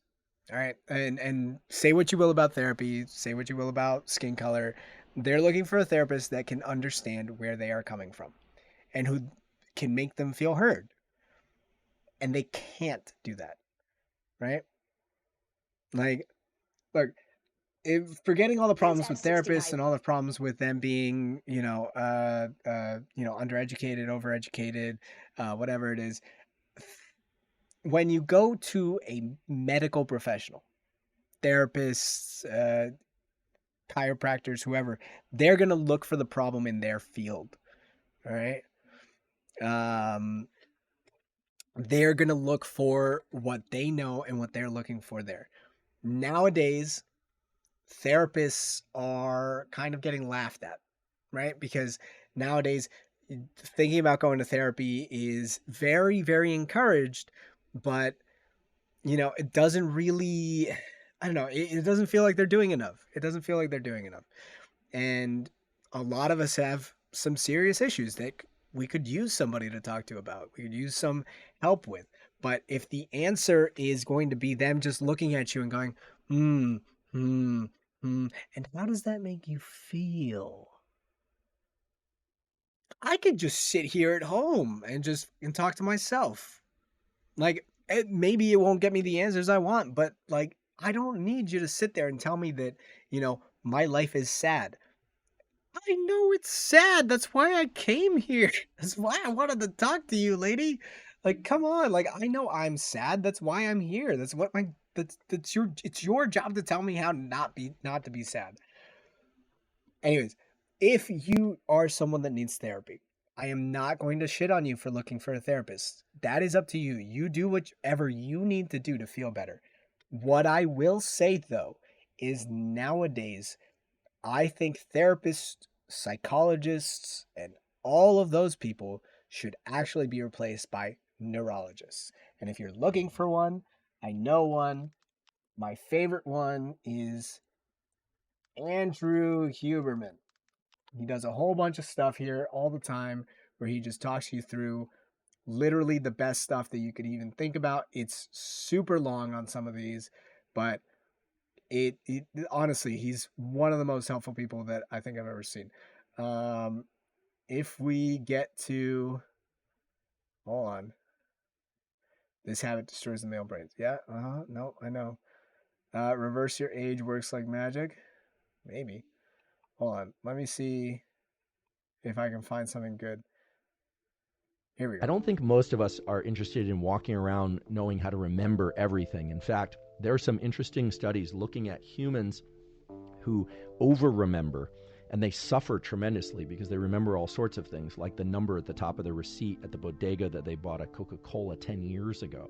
This is useless information for most people. They don't do well in life, really. So the goal isn't to remember everything. The goal is to be selective about your brain changes. And when we talk about brain changes, I want to highlight adaptive changes. I don't think most of... So, quick short, again, it's Dr. Andrew Huberman. If anyone's interested, if you are feeling like you need therapy or help or anything, I recommend him. I recommend him over a psychologist, right? Because this is a man that actually opens up brains. He looks at them. He sees how they interact with each other. This is what he does, right? Don't just sit there and try to talk your way out of these problems. Take action. And what he's talking about is some real action. I know this is just a short clip. It probably doesn't even really, describe most of what he talks about, but I do genuinely recommend him. We can get more in depth on him some other day. But hold on. Is this being attached to the past might be the worst thing that one could do in terms of being able to make good decisions in this context? Because we have a kind of a playbook of what's worked and what hasn't worked, but you actually talk about this. There's a passage in the book, that I'll just read it. To be beware of the assumption that the way you work is the best way simply because it's the way you've done it before. I sat with this page for almost 10 full minutes, which is not something I do very often. Maybe you could elaborate on this a little bit. I mean, we want to have, mechanisms and routines we can trust. Yeah. But this is I think an important warning. Yeah. When something works. Holy shit. Sorry, it's hard to take him seriously when you see him. This is not Andrew Huberman. The other guy's Andrew Huberman. This is Rick Rubin. But I think he's got a good point here. Hold on. It's easy to be fooled into believing that's the way to do it or that's the right way. It's just a way, and it's just a way that happened to work that time. And this plays into when you get advice from people who have more experience than you. You explain your situation, they tell you their advice. The advice that they're giving you is not based on your life or your experience, it's based on their life and their experience. And the stories that they're telling are based on experiences they've had that have very different data points than yours. So maybe they're giving you good advice, but maybe they're giving you good advice for them and not giving you good advice for you. Right? Like he's definitely got the money to look better than he does. Look, all right. They're getting to a really good point here, which is advice coming from somebody else doesn't always come with your experiences attached to it. Right? The solution that I might offer you might not work at all for you. You might not even have the problems that I'm trying to solve. Right? So when we're talking about African American studies, that might not be a problem that a lot of people have. Maybe you already know a lot about African American studies. Maybe your entire family is African American. So you've already lived the stuff that this, thing is talking about. Maybe you didn't live it, but you've heard the stories from your grandparents and they've heard the stories from their grandparents. And there's this whole generational story that's been passed down. But the point is that I think what gets people upset when they hear about this whole critical race theory and talking about this is that you are hearing a story that might not apply anymore. You're hearing things that sound like they are coming from a place of ignorance because you're being told something is wrong, but you're also being told that it exists in this world currently. And maybe you even feel like it's being directed at you, like you are the one perpetrating it. But again, what I will keep saying and what I want to keep reiterating on this channel is white people are not the problem. Assholes are the problem. All right? Cops are not the problem. The system is the problem. The training is the problem. Okay? A certain specific cop taking a bad action reflects poorly on that specific cop. A systematic oppression of a certain group of people reflects poorly on the system itself. Okay, so this whole thing about having to learn more about, African Americans, having to learn more about critical race theory, the reason why we're trying to learn is to try to avoid this from happening. But the advice that we're getting cannot be, well, this is just the way it's done. Or you can't change because, that's just how things are. We're trying to look for change, but you cannot find a good solution without knowing what the problem is first. You got to face it head on so that you know what it is you're trying to fix. And it's easy when we try something and have a result, a positive result, thinking this is everybody can do this. The way I was vegan for a long time, 22 years, and then I started eating animal protein, and then eventually changed my diet a few times to the point where I lost a lot of weight. The way that I did it worked for me. Right before that happened, I did something that I was told that everyone else who did what you did, they all lost weight. For whatever reason, I didn't. So the idea that we know what's right for someone else, I think it's hard enough to even figure out what's right for ourselves. And if we do somehow crack the code of what's right for us, be happy we have it, and then still know, I wonder if that's the only way. Maybe there's an even better way. Like, yeah, right? He lost weight. What? Not to get comfortable with thinking we know how it works just because we get the outcome we want. So again, we're not going to get too deep into this. This is more for the other stream that I'm planning on doing Wednesdays, maybe. We're still trying to figure out exactly what day that's going to work out. But Andrew Huberman is really great at teaching you guys about self-improvement. I recommend him over a therapist, to be honest. If you feel like you need therapy, please do seek therapy. But at the same time, honestly, I recommend a neurologist more, because he literally goes step by step and breaks down like how food affects your brain, how exercise affects your brain, how light affects your brain.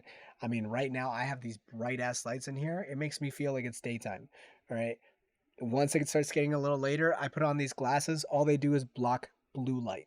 That's all they do, but it just keeps my sleep cycle regular. It's just stupid shit like that that can throw you off and then make you into an asshole. All right. We're done with this. We're done with this. We're done with this. We can get into the whole Florida thing too, but I think we're done with this. We got to move on. We got to move on. I don't have enough time to cover it all. I got to go pick up my car in a little bit. And I promised I'd cover Ukraine, and I also promised I'd cover the AI. So, Florida, you should bring back your African American studies, even if there is some queer stuff in it. All right, because I'm pretty sure that it's about queer stuff. Hold on. Standard advanced placement course. I actually visited a pilot AP African American Studies class back in October, but months later it's at the center of controversy right here in Florida after Republican Governor Ron DeSantis says he wants to ban this course in schools. We believe in teaching kids right after facts this, I'll and be how done. to think, but we don't 'Cause believe this is they how should have students an agenda responded. imposed on them. When you try to use Black history to shoehorn in queer theory, you are clearly trying to use that for political purposes. Now, prominent civil rights attorney Ben Crump says he intends to sue alongside 3 AP high school students. A group gathered in Tallahassee What? Oh, all right. There's one. I see that. All right. just yesterday of students, parents, and lawmakers expressing their frustration, and many say this ban is personal. I think it symbolizes the deep hatred that's integrated into this country. That's I'm sorry. I gotta say, it's the token majority, everybody. You gotta have one person from the majority. still comes to the forefront every day in the Sorry. government. I County, had city, state, even the federal government. What does this move symbolize to you?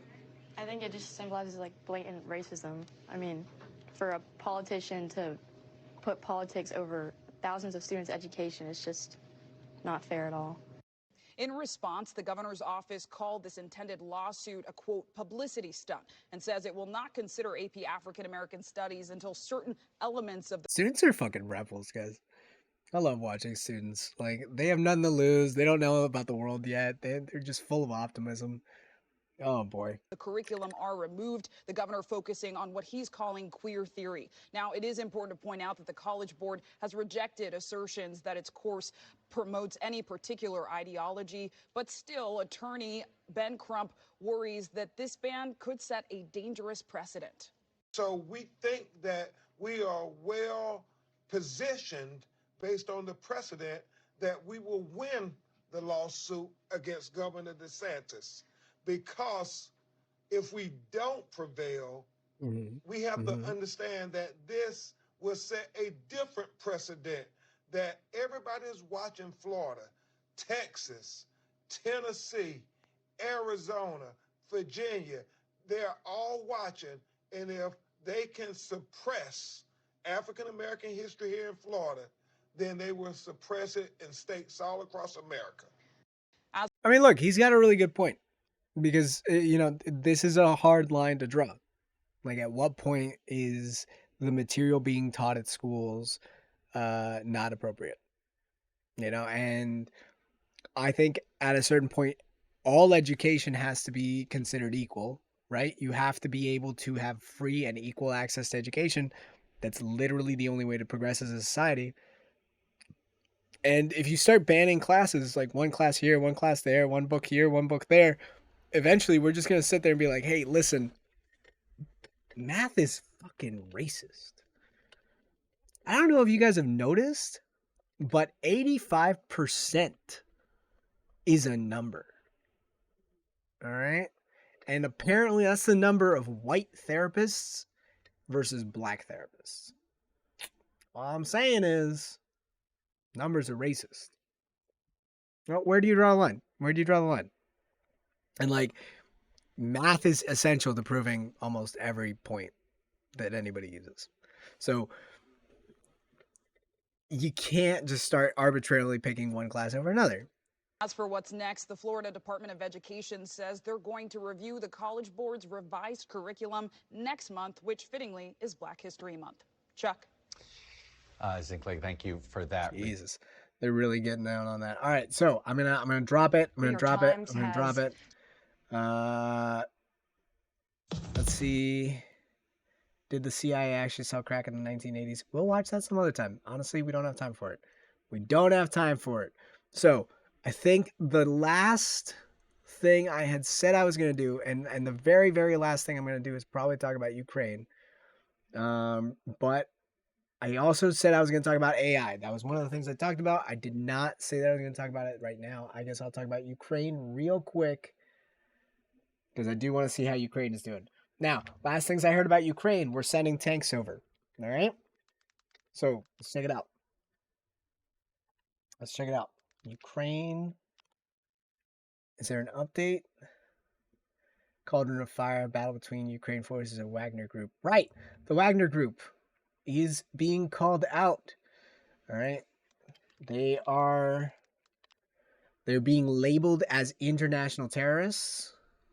Hold on, let me see if I can find some more stuff on the Wagners real quick. All right. So, two things that I can say. Wow. Oh, Spain sent some tanks too. Thank you, General. That was nice help. All right. The U.S. is considering sending tanks. I'm pretty sure they are almost completely greenlit, although with our current debt crisis happening, I don't know if the money is all the way there. We do have to find a way to pay for it all. We got to find a way to sign off on all that shit.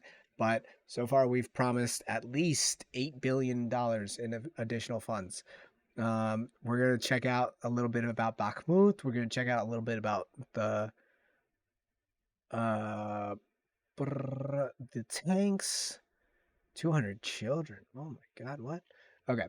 This So, is, let's or see. rather was, Solidar. We can't verify exactly when this drone footage was shot, but there's an agelessness to it. Echoes of other wars. A Ukrainian armoured vehicle pulls up outside school number 14, the wounded brought out from inside, then the scramble to safety. They're called hot evacuations, and here's why. Oh shit, that's why. Holy shit. British aid workers Andrew Bagshaw, who That was an has dual ambulance. Did British you guys and see Union that? It citizenship, was an armored and ambulance. Chris Parry were last seen heading into Solidar on Friday, with a view presumably to do the civilian version of the footage you've just seen. The Russian mercenary group Wagner, here in footage posted by a pro-Russian Telegram channel, says it now controls Solidar. This has not been confirmed by the Kremlin. Also not confirmed, Wagner's claims to have found the body of one of the aid workers. The messages shared on these Wagner-affiliated Telegram groups say that documents were found from both men, but on the body of one of the British citizens, that of Christopher Parry. Now remember, this is an information war. These are messages shared by a mercenary group, so extreme caution is advised. The messages go on to say that as well as the documentation, weapons and ammunition were also found with the body, because Wagner want to portray these men as militants. Okay. So again, if these are civilians, I can totally understand why they might have weapons, but he is right. You should take it with a grain of salt. Again, this is a how do we explain this? They're mercenaries. They're mercenaries. They're being paid to go to war, right? And they know just as much as anybody else that it's easier to kill somebody at war if you can claim they're a combatant versus non-combatants. And they could just as easily have just planted some guns and just walked away. I mean, wartime is kind of wild times. Anything could happen. By some estimates, there are up to 50,000 Wagner mercenaries fighting in Ukraine. According to Western officials, they make up a staggering 25% of total Russian combatants. An army within an army.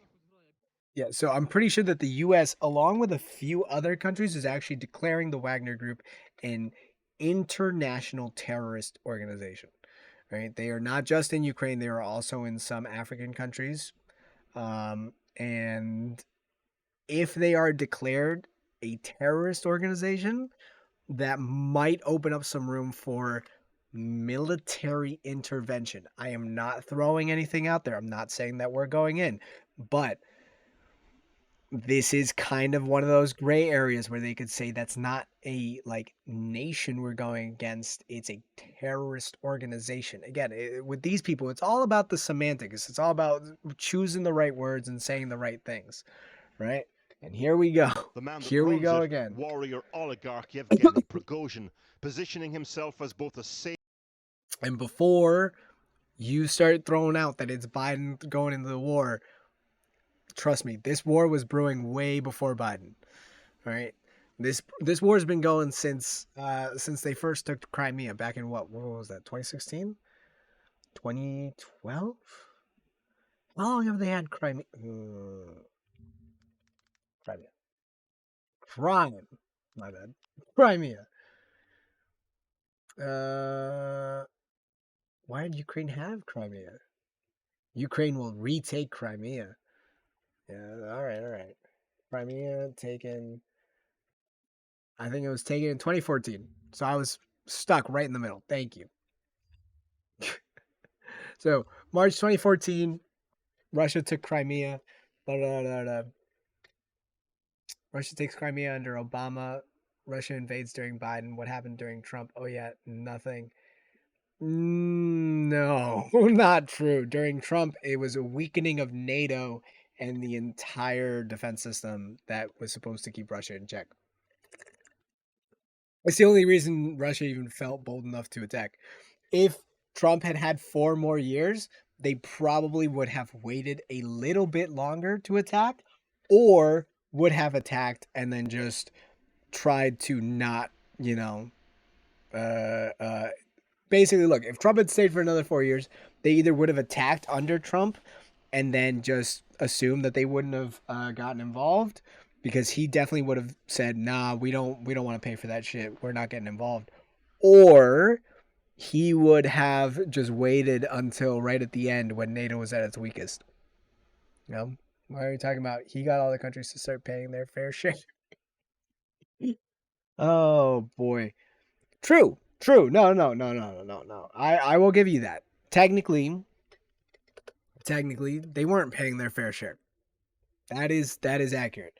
What I will say is that the United States took on the role of being an international police force and then never really made anybody to fill that vacuum, right? And then Trump was played like a fiddle by Putin, literally all over the place. And he purposefully used him to weaken NATO. It was very, very easy to see. Savior of the war for Moscow and the critical chief of Russia's military establishment. Yesterday, he was given more ammunition in that regard. The latest round of Russian general musical chairs. Russian Chief of General Staff Valery Gerasimov replaces Sergei Surovikin as commander of the invading force. Surovikin had been in position for just 3 months. That's reshuffle number 4 in less than a year. Is it about politics? Is it about military planning? Who knows? But it is definitely about Putin. Moving generals around. Wagner. And yeah, he did put Putin in the G20. He literally petitioned on Putin's behalf to put him in the G20, only to then have him like basically get in and just talk shit to everybody. All right. This documentary by Russian state media praises a private military company called Wagner, the paramilitary group operating in Ukraine. Yeah, you do want to make peace with your enemies, but there is a certain point where you have to consider the cost, right? In this case, the cost was Ukraine. Stability in Europe. Look, again, but hold on. But let's bring in the other side of this. Remember what Rick Rubin was saying just a second ago. Just because it's the way it's always been does not mean that it's the correct way to do, right? And just because Russia has always been the odd man out does not mean that's the correct way to do it. But then again, they basically, like, Russia pulled all of their diplomats out of Slovakia, Latvia, and some of the other Baltic states, right? They are trying to basically start wars. Significantly different than what is occurring today. Actually, technically, when Obama allowed them to take Crimea, that was appeasement. Estonia, thank you. Yeah, he also pulled diplomats out of Estonia. Literally all the Baltic states. He removed his diplomats because he is just getting ready for a total breakdown in relations between Russia and these countries. At the same time, yeah, what are we supposed to do? You know, this is not our fight. But we did that in World War II. We just said it wasn't our fight, and then we just let it happen. You know, we just let shit happen. We let it go until, you know, the atrocities were too large, or really until we felt like we were in danger. There's a pretty, what was it? What was it that actually got America into the war? I believe if we really look back at World War II, what actually got America into the war was that the Nazis were starting to do business with the Mexicans, and the Mexicans ended up leaking one of the secret drafts that essentially said that the Nazis would back them if they were to attack America. And by being dumb like that, they ended up getting America involved in the war. And even Hitler was like, "You dumbasses! Like, we didn't need to get them involved." But again, the result of a war is basically based on production capability. Normally, this would be a very easy fight. Ukraine just does not have. Was that World War I? Thank you. I knew it was one of the wars. All right, so World War I was the one where we accidentally got involved because of a letter coming in through Mexico. We can figure out World War II later, but the point here is that in Russia versus Ukraine, Ukraine theoretically should lose. They have less production capabilities. They're a smaller country with a smaller military, with smaller capacity for war. The only reason that Ukraine is hanging on is because they are being bankrolled by the Eastern European nations, Western European nations. Sorry. We're talking about, you know, Britain, France, Germany, the United States, which is not a Western European nation, I know, but let's just throw it in there. Basically, all of NATO is going in here. All right. No. That's a good move. Russia did the good move by trying to invade from 8 different fronts. That was smart on their part. The problem is that they did not realize that this was not a war of Russia versus Ukraine, but Russia versus NATO. Because literally and again, NATO is not being mobilized here, but the money behind NATO is. All right. All the money that keeps getting shoved into Ukraine is keeping them alive when really there should be no more Ukraine right now. And right now, what we all have to decide is how much is Ukraine worth? And, oh, I actually found a great video the other day. Let me see if I can find it again. How much are we paying for Ukraine? Oh, I wonder if I can find it again. Someone did the math on this, and it was beautiful. Individual. No. Oh, somebody did the math on this, and it was great. So basically, if you really do the math, I think each of us are paying about $2 a year to invade Ukraine. All right, or no, sorry, to prevent the invasion of Ukraine. Mexico would declare war on the USA. Yeah. All right. Okay. All right. Let's stop going into the history of that. Was it a TikTok? Was it a thing? You know what? It's fine. It's fine. But I do like it. Somebody did the math, and they showed that it's about $3. You're paying about $3 a year for the war in Ukraine. Ukraine has been getting a lot of positive coverage. All this despite private military organizations being illegal in Russia. Just before the invasion of Ukraine, the Russian president denied any ties. Российское государство к этому не имеет никакого отношения. Kyiv has accused Wagner of war crimes. Now, as Moscow loses ground in Ukraine, the company is gaining prominence. News reports and social media accounts show Wagner's men leading attacks in eastern Ukraine, tapping prisoners to fight, and sending threatening messages to the Kremlin's opponents. Here's how the secretive company has come to take on a semi-official role in Ukraine. Formed in 2014 to fight in Ukraine back then, Wagner has since operated in Syria and several African countries. Since the spring, it's been indispensable for Moscow's invasion of Ukraine.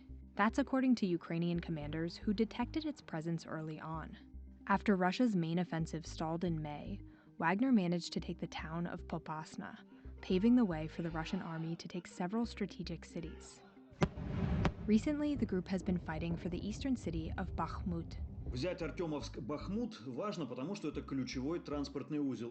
As Wagner slowly advances toward the city, Russian propaganda has been amplifying its importance, anticipating that President Vladimir Putin could tout a rare victory after a series of losses and setbacks. But Wagner's services come at a cost. The group has been losing about 10% to 15% of its fighters on an average mission in Ukraine as dead or wounded. That's according to an estimate by a former Ukrainian intelligence official. Wagner's fighters are paid better than the regular Russian troops, with an advertised starting monthly pay of around $3,500 compared to $2,700 that Moscow pays its soldiers fighting in Ukraine. And recently, the company has resorted to unconventional measures to find new recruits.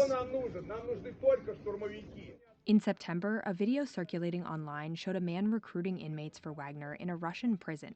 The news agency Storyful was able to confirm the location. A social media account affiliated with Wagner identified the man as Yevgeny Prigozhin, Wagner's owner and leader. Prigozhin has said he has visited several penal colonies, but he declined to answer our questions on the recruitment of inmates and Wagner's role in the war. Enlisting prisoners comes as Moscow is trying to balance its highly unpopular mobilization efforts with its need for troops. Russian human rights activists estimated that at least 15,000 inmates had been recruited to fight in Ukraine by mid-October. You need bodies. That's what you need. You need bodies. That's what it is. Just like, I'm not surprised. You know, again, it's a private military company, meaning they're probably getting a private contract from the government itself, from maybe the Kremlin, but definitely from Putin and his oligarch buddies. And they're just getting anybody that they can. So they're literally just armed prisoners out there, probably at least semi-military trained, out there in Ukraine, just trying to start shit. This is why they're being called an international terrorist organization. That, and also the fact that they're not just in one country, they're in several countries. Recruiting inmates has another advantage as the official troops' morale falters. Consequences for refusing to fight are more severe for them. That message was reinforced in November. A Wagner-linked social media account shared a video purporting to show group members killing one of their own with a sledgehammer. The victim had identified himself as a former convict who tried to switch sides and fight for Ukraine. The authenticity of that footage, which we are not showing here, couldn't be verified, but Prigozhin separately said the man was a traitor. Days later, Wagner used a sledgehammer again. This time, the group sent one to the European Parliament after the EU branded Russia a state sponsor of terrorism. The Russian Ministry of Defense didn't respond to our request for comment on Wagner's growing prominence in Ukraine. And see, here's the other problem. Russia's trying to maintain this kind of like, oh, you know, we're just trying to get Nazis out of Ukraine, and, you know, it's a corrupt country and we're just trying to liberate it and get the Russians that are there to be Russian again. It's hard to do that when you're paying these mercenaries to go in and basically commit atrocities in your name. Wagner's rise comes at a time when nationalist hardliners in Russia are calling for tougher methods to turn the tide in Moscow's favor. And the mercenaries' activities in Ukraine are welcomed by pro-war critics of the Kremlin. And again, the problem here is now we're filming all this, so you can't just kind of, you know, hide it away like they used to. It's gonna come out at one point or another. Analysts in the West say the And if it makes you look bad, then you're gonna get international rebuke here. expanded role for an organization accused of war crimes and one that is recruiting convicted criminals, is a telling indicator of the perilous state of Putin's war machine. All right. Okay. So Wagner Group's out of Ukraine's control. president.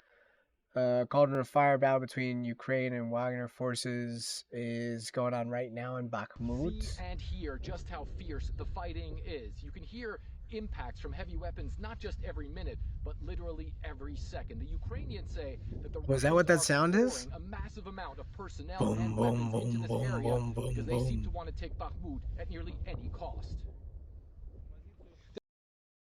There are All right, plenty hold of on. regular Russian troops fighting around Bakhmut now. The person who was paired with me saw a All right, okay. This is just gonna be the same thing. Listen, as much as I want to keep covering the war, they're just stuck in the same old business, right? The map hasn't changed. Although hopefully, we get some progress here in Bakhmut. Now, I want to see if the Georgia protests are going on. Tyre Nichols state of emergency. All right, hold on. Let's just type Tyre Nichols. Oof. Oof. It was incomprehensible to me. It was unconscionable, and I felt that I needed to do something and do something quickly. I don't think I've witnessed anything of that nature in my entire career. I was in law enforcement during the Rodney King incident, and it's very much aligned with that same type of behavior. Acts that defy humanity. You're going to see a disregard for life and a level of physical This does not sound good. interaction that is above and beyond what is required in law enforcement. It was All right, I'm gonna be honest, guys. I'm gonna have to get going. Not just right now, but maybe before this video comes out. We did see the Paul Pelosi thing. That was wild. But right now I'm looking for more about Tyre Nichols. One of the things that must be stated about the kidnapping charge. All right, so again, for those of you who are just tuning in, for those of you who maybe not have been here at the top of the hour or the beginning of this show when I was talking about this, Tyre Nichols was murdered. 5 police officers have been charged, and the video comes out later today. I don't know if I'm going to be around for when the video comes out, but it is apparently hard to watch. So hard to watch, in fact, that they are timing the release of the video until children have gotten home from school because they want to make sure that the roads are clear and safe for them. So bad that the Georgian governor has actually already declared a state of emergency. By the way, this happened in Memphis, Tennessee. So again, this is just border touching at this point, but they know it's coming anyways. That's also where most of the protests have been. But the Georgian governor has already declared a state of emergency. He's already calling on the National Guard to show up and be ready for things. I will restate this. I will repeat this. Property is replaceable. People are not. If you are going to be in one of these places and you see somebody being violent and breaking things and doing whatever, you can call the cops. I know that you're in the middle of an anti-police protest. You can still call the police on somebody that is committing a crime. All right? Because remember, this is supposed to be peaceful. You are not supposed to be breaking and burning and destroying everything. I understand the rage. I understand that, again, property is replaceable. People are not. But remember that that also applies to you. And thus, if you are going to one of these protests, please try to be safe. Don't put yourself in danger. Okay, don't be in dangerous situations. If you see one around you, get away. If you think it's going to escalate, call the police. It doesn't matter that the police are not on your side right now, right? Violence is violence, and you need to be able to address that. Now, let's keep watching this. Let's see what happens. Sarah, when you all see this video, you're going to see Tyre Nichols' calling out for his mom. He calls out 3 times for his mother. His last words on this earth is mom, mom, mom. She looks like she's gonna cry. I mean, he's screaming for her. And when you think about that I would think. kidnapping charge, he said, I just want to go home. I mean, Wait, he was charged with kidnapping? it's a traffic stop, for God's sake. A traffic stop. All I heard was it was a traffic A stop. Like simple Greg was traffic driving. stop. He's kidnapped for a simple traffic stop? Think about that.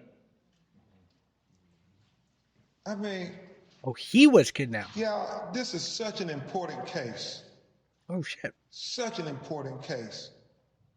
And I continue to think about people like Terrence Crutcher and people who, for simple things, having car trouble, and they end up dead when they encounter the police.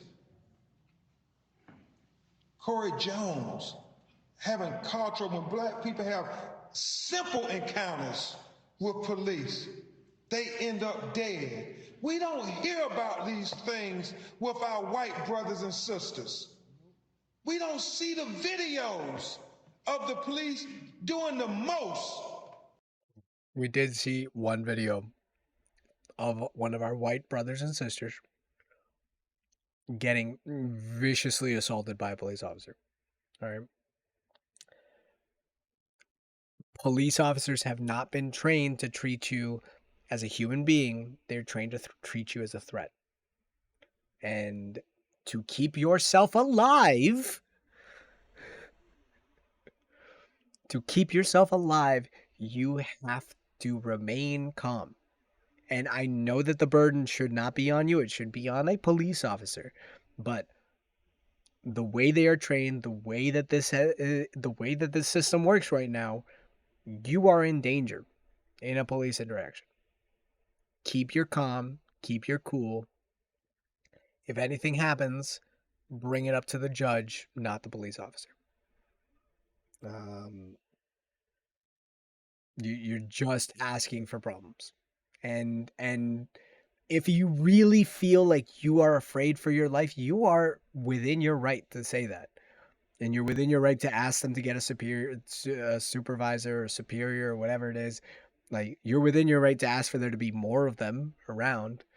But in this case, it didn't help this man. Each case is an individual case. We don't know exactly what happened here. But this is why we talk about this whole generational trauma thing. This is why I said that it's a shared cultural experience. You know, Black people in America have a shared cultural experience. They have a shared cultural fear of Black people and a whole bunch of things. Good night, General. Thanks for tuning in. I know it's late all the way in Romania. But yeah, no, there's a shared cultural experience here. There's a shared cultural fear that is built into these people and other minorities all the time. But it comes down to a distrust of the police force. And it comes down to the police force being trained to see every interaction as life-threatening and potentially dangerous. A traffic stop should not have resulted in a death. At least not this one. With But here we are. white citizens, when they're routine, simple matters. And that's why we got to continue to speak to this police culture in America. It does get emotional because I know what you're all about to see, America. And as much as those 5 officers killed Tyree Nichols, it was the police culture in America that killed Tyree Nichols. Now he's got a point. He's got a point. Like, you could say it's those 5 officers. You could also say that it's just the culture. It is what it is. All right. So the video itself has not come out yet. While I could focus more on this, I'm going to talk about AI because it's popped up in like 6 of my last videos and I haven't actually talked about it. So real quick, AI. Bum, bum, bum, bum, bum, bum, bum. All right, we're gonna talk about it real quick, and then I gotta go. Actually, I probably gotta go soon. So AI. What's the big deal? AI is essentially gonna be the next Google. All right. Google, if for those of you who are not old enough, replaced Ask Jeeves. For those of you who are not old enough, replaced the Yellow Book. For those of you who are not old enough, replaced that lady that used to, connect little things on the phone and connect you from here to there and do whatever you wanted to do. The idea behind AI is to make your life easier. It learns about what it is you want it to learn, and then with repeated use should theoretically be able to do complex tasks. The problem with computers, the way they are, is that they're dumb. All right. And I know you guys are sitting there saying, "Oh, my computer does like all the super fast graphics thing, and it can do da da da da da da." I know, I get it. Computers are dumb. All right, they're dumb, dumb machines. All right, they only do what you tell them to do. They cannot do anything on their own. They are not creative like that. You have to program them, and you have to teach them, and you have to then sit there and just kind of smack it right. All right. It wouldn't know 1 + 1 is 2 without you having to give it the 1 and the 1 and the 2. All right. But and the equals and the plus, and you got to teach it what equals and plus means. It's complicated, but the point is that a computer itself is dumb. What the AI tries to do is that it tries to teach itself. It tries to learn and teach itself. The big problem with AI, the huge issue with AI, is that AI is the first thing that has come out that is going to be able to replace an educated workforce. All right, so we've been talking a lot about how you need to have higher education to actually achieve anything nowadays. High school diploma just doesn't really cut it. And then, if you really want to get into a high paying job, you got to have some high earning degree, which you only achieve through like 4 to 6 to 10 years of education, right? At this point, like, you don't hire someone that's not a college graduate, but on top of that, if you need something even more complicated, you're looking for master's to PhD level candidates. What AI is threatening to do is get rid of that. All right, it's not there yet. And I can tell you, I've tried ChatGPT. It kind of works, but it's not there yet. But what it has the potential of doing is replacing this man. Mr. Ponton, I believe you have a filter turned on in the video settings. You might want to take a look. Can you hear me, Judge? I can hear you. I think it's a filter. It is, and I don't know how to remove it. I've got my assistant here. She's trying to, but I'm prepared to go forward with it. I'm here live. I'm not a cat. I can see that. I think if you click Sorry, this is my the favorite up video. arrow next to this. So, why do I say that? Because sorry. AI powered robot lawyer won't argue in court after jail threats. What? What? Why you gotta be so mean, man? Anyways. Okay. So apparently he's gonna be put in jail for 6 months if he tries to go through with a robot lawyer, which sucks. But it's only a matter of time. All right. So basically, the idea behind this, up until quite literally yesterday, which sucks because they were totally psyched to do this. So the idea behind this was they were going to take a robot lawyer who was going to listen to arguments being said in the courtroom and then tell you what you should respond via headphones in your ears, right? To give you essentially the best chance at winning your case. Why am I saying that AI is going to replace lawyers? because while we know lawyers as being the people that defend you in a court of law, or the prosecutor, or whatever in the courtroom, lawyers actually do much more clerical work behind the scenes that people don't really know about. About 90% of a lawyer's job is drawing up contracts, reviewing contracts, finding loopholes in contracts, going through documents on documents on documents of evidence, or just random documents that might pertain to a trial or might not pertain to anything, receipts, stuff like that. What AI threatens to do is to basically get rid of all of that. Imagine if you could write up a contract and not have to pay a lawyer. In fact, you could just go to an AI, tell them, hey, I'm trying to write up a contract. I need it to have A, B, C, and D. Please make it so that it's legal. And the AI just looks through different contracts that would be similar, things that kind of just make sense that it would work as, and then they just write up a contract, and all a lawyer has to do is just quickly look it over, say, cool, fine, done, sign off on it, and you're done.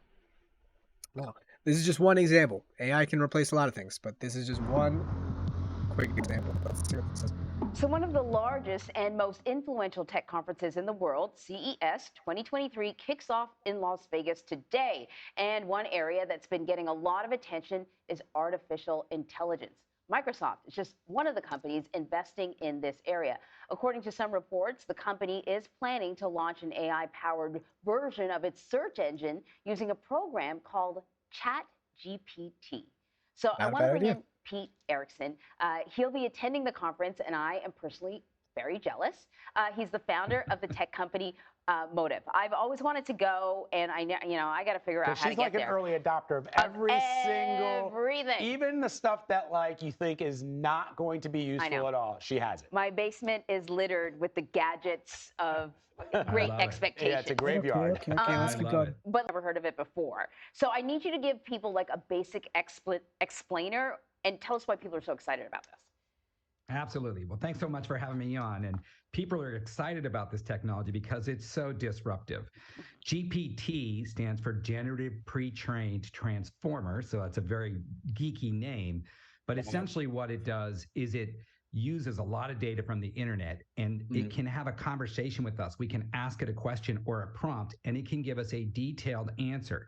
So this just got released in November by a company called OpenAI, and it's disruptive across a number of different industries: healthcare, education, entertainment, media, you name it. It's a highly disruptive technology. So listen, we just got a cue from the producer, but I have to give people a brief little example because I think that's the best way, right? So I put into the prompt that I put into this was write a TV news story about the Consumer Electronics Show in the style of iambic pentameter. I'm not going to read the whole thing, right? The Consumer Electronics Show, a grand event held every year, brings to light the latest tech trends and showcases what's new and dear. Wow. All right. Cool. So she's gonna get more into that. I don't really need to sit there for all that. But the point of this is that this is a company called Do Not Pay. This is Joshua Browder. He's the CEO.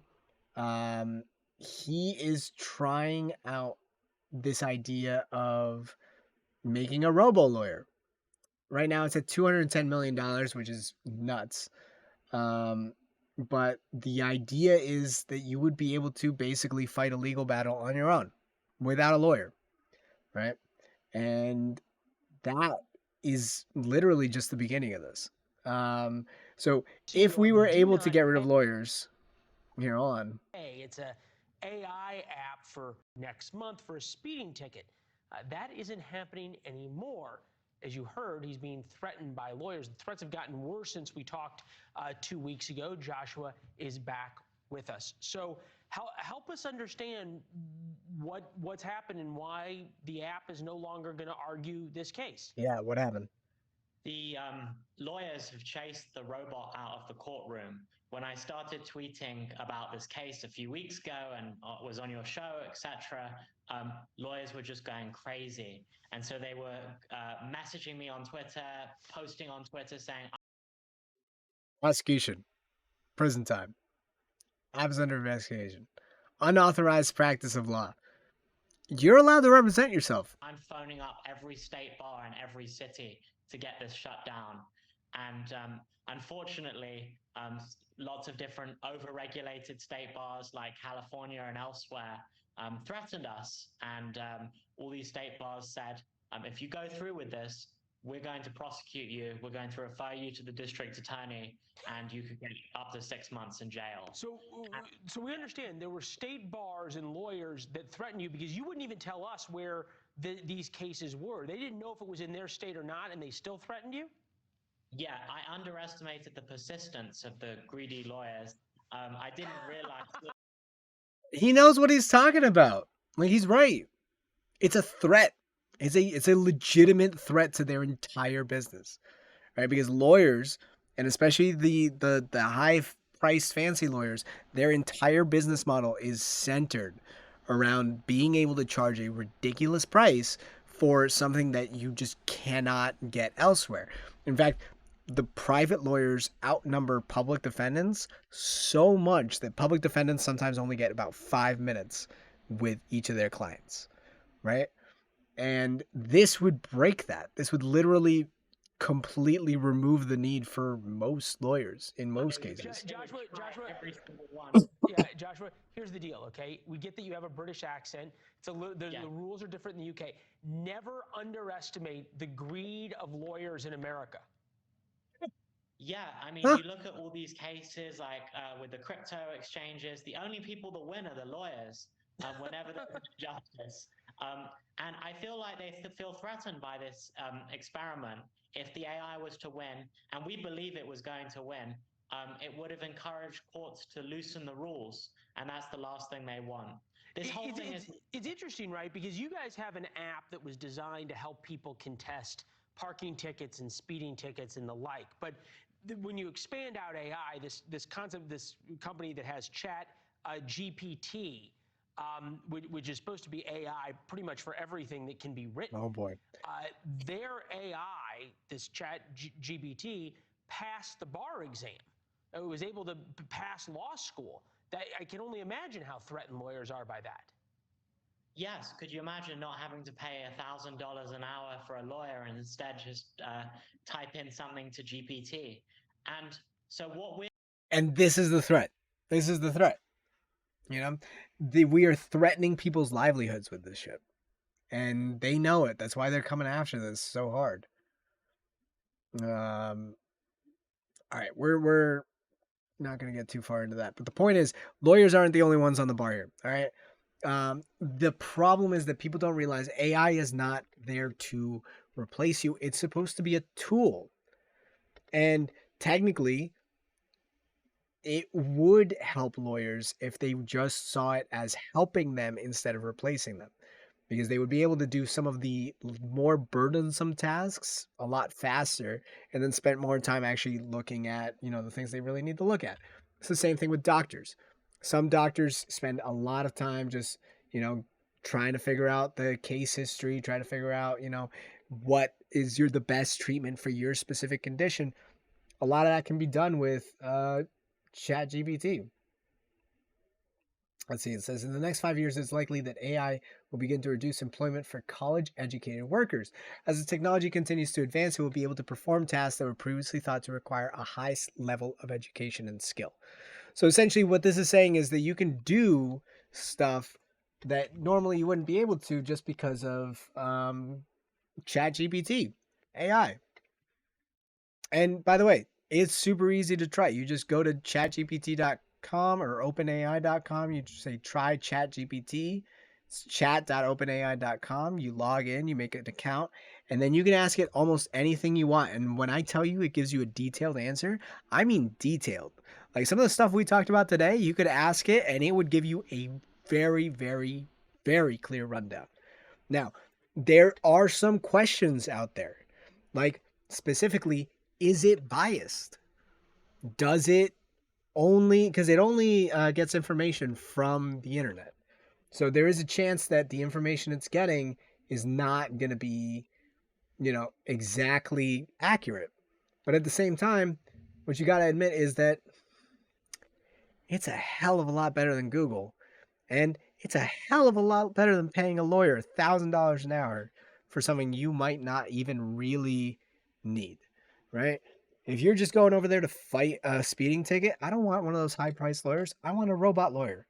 I want a robot lawyer that costs me cents on the dollar, but can save me from paying those ridiculous fees for going just as fast as everyone else was, just, in front of a cop. Anyways, that being said, I think we're going to do one last look for the Tyre Nichols thing. And nothing.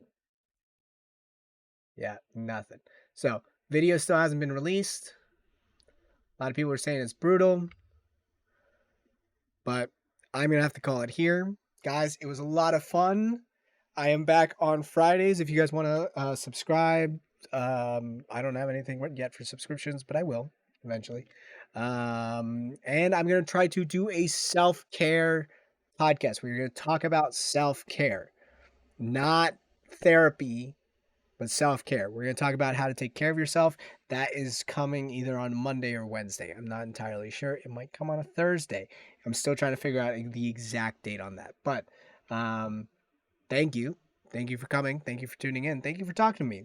And thank you for expressing your opinions, even if they're not opinions I share. Go do something nice for somebody, for yourself, for your family, for someone. Go tell them you love them. Go do something nice. Anyways, I got to get going, but I will be here next week, and I'll be feeling better next week, so I will be able to talk a little more without feeling my throat trying to murder me.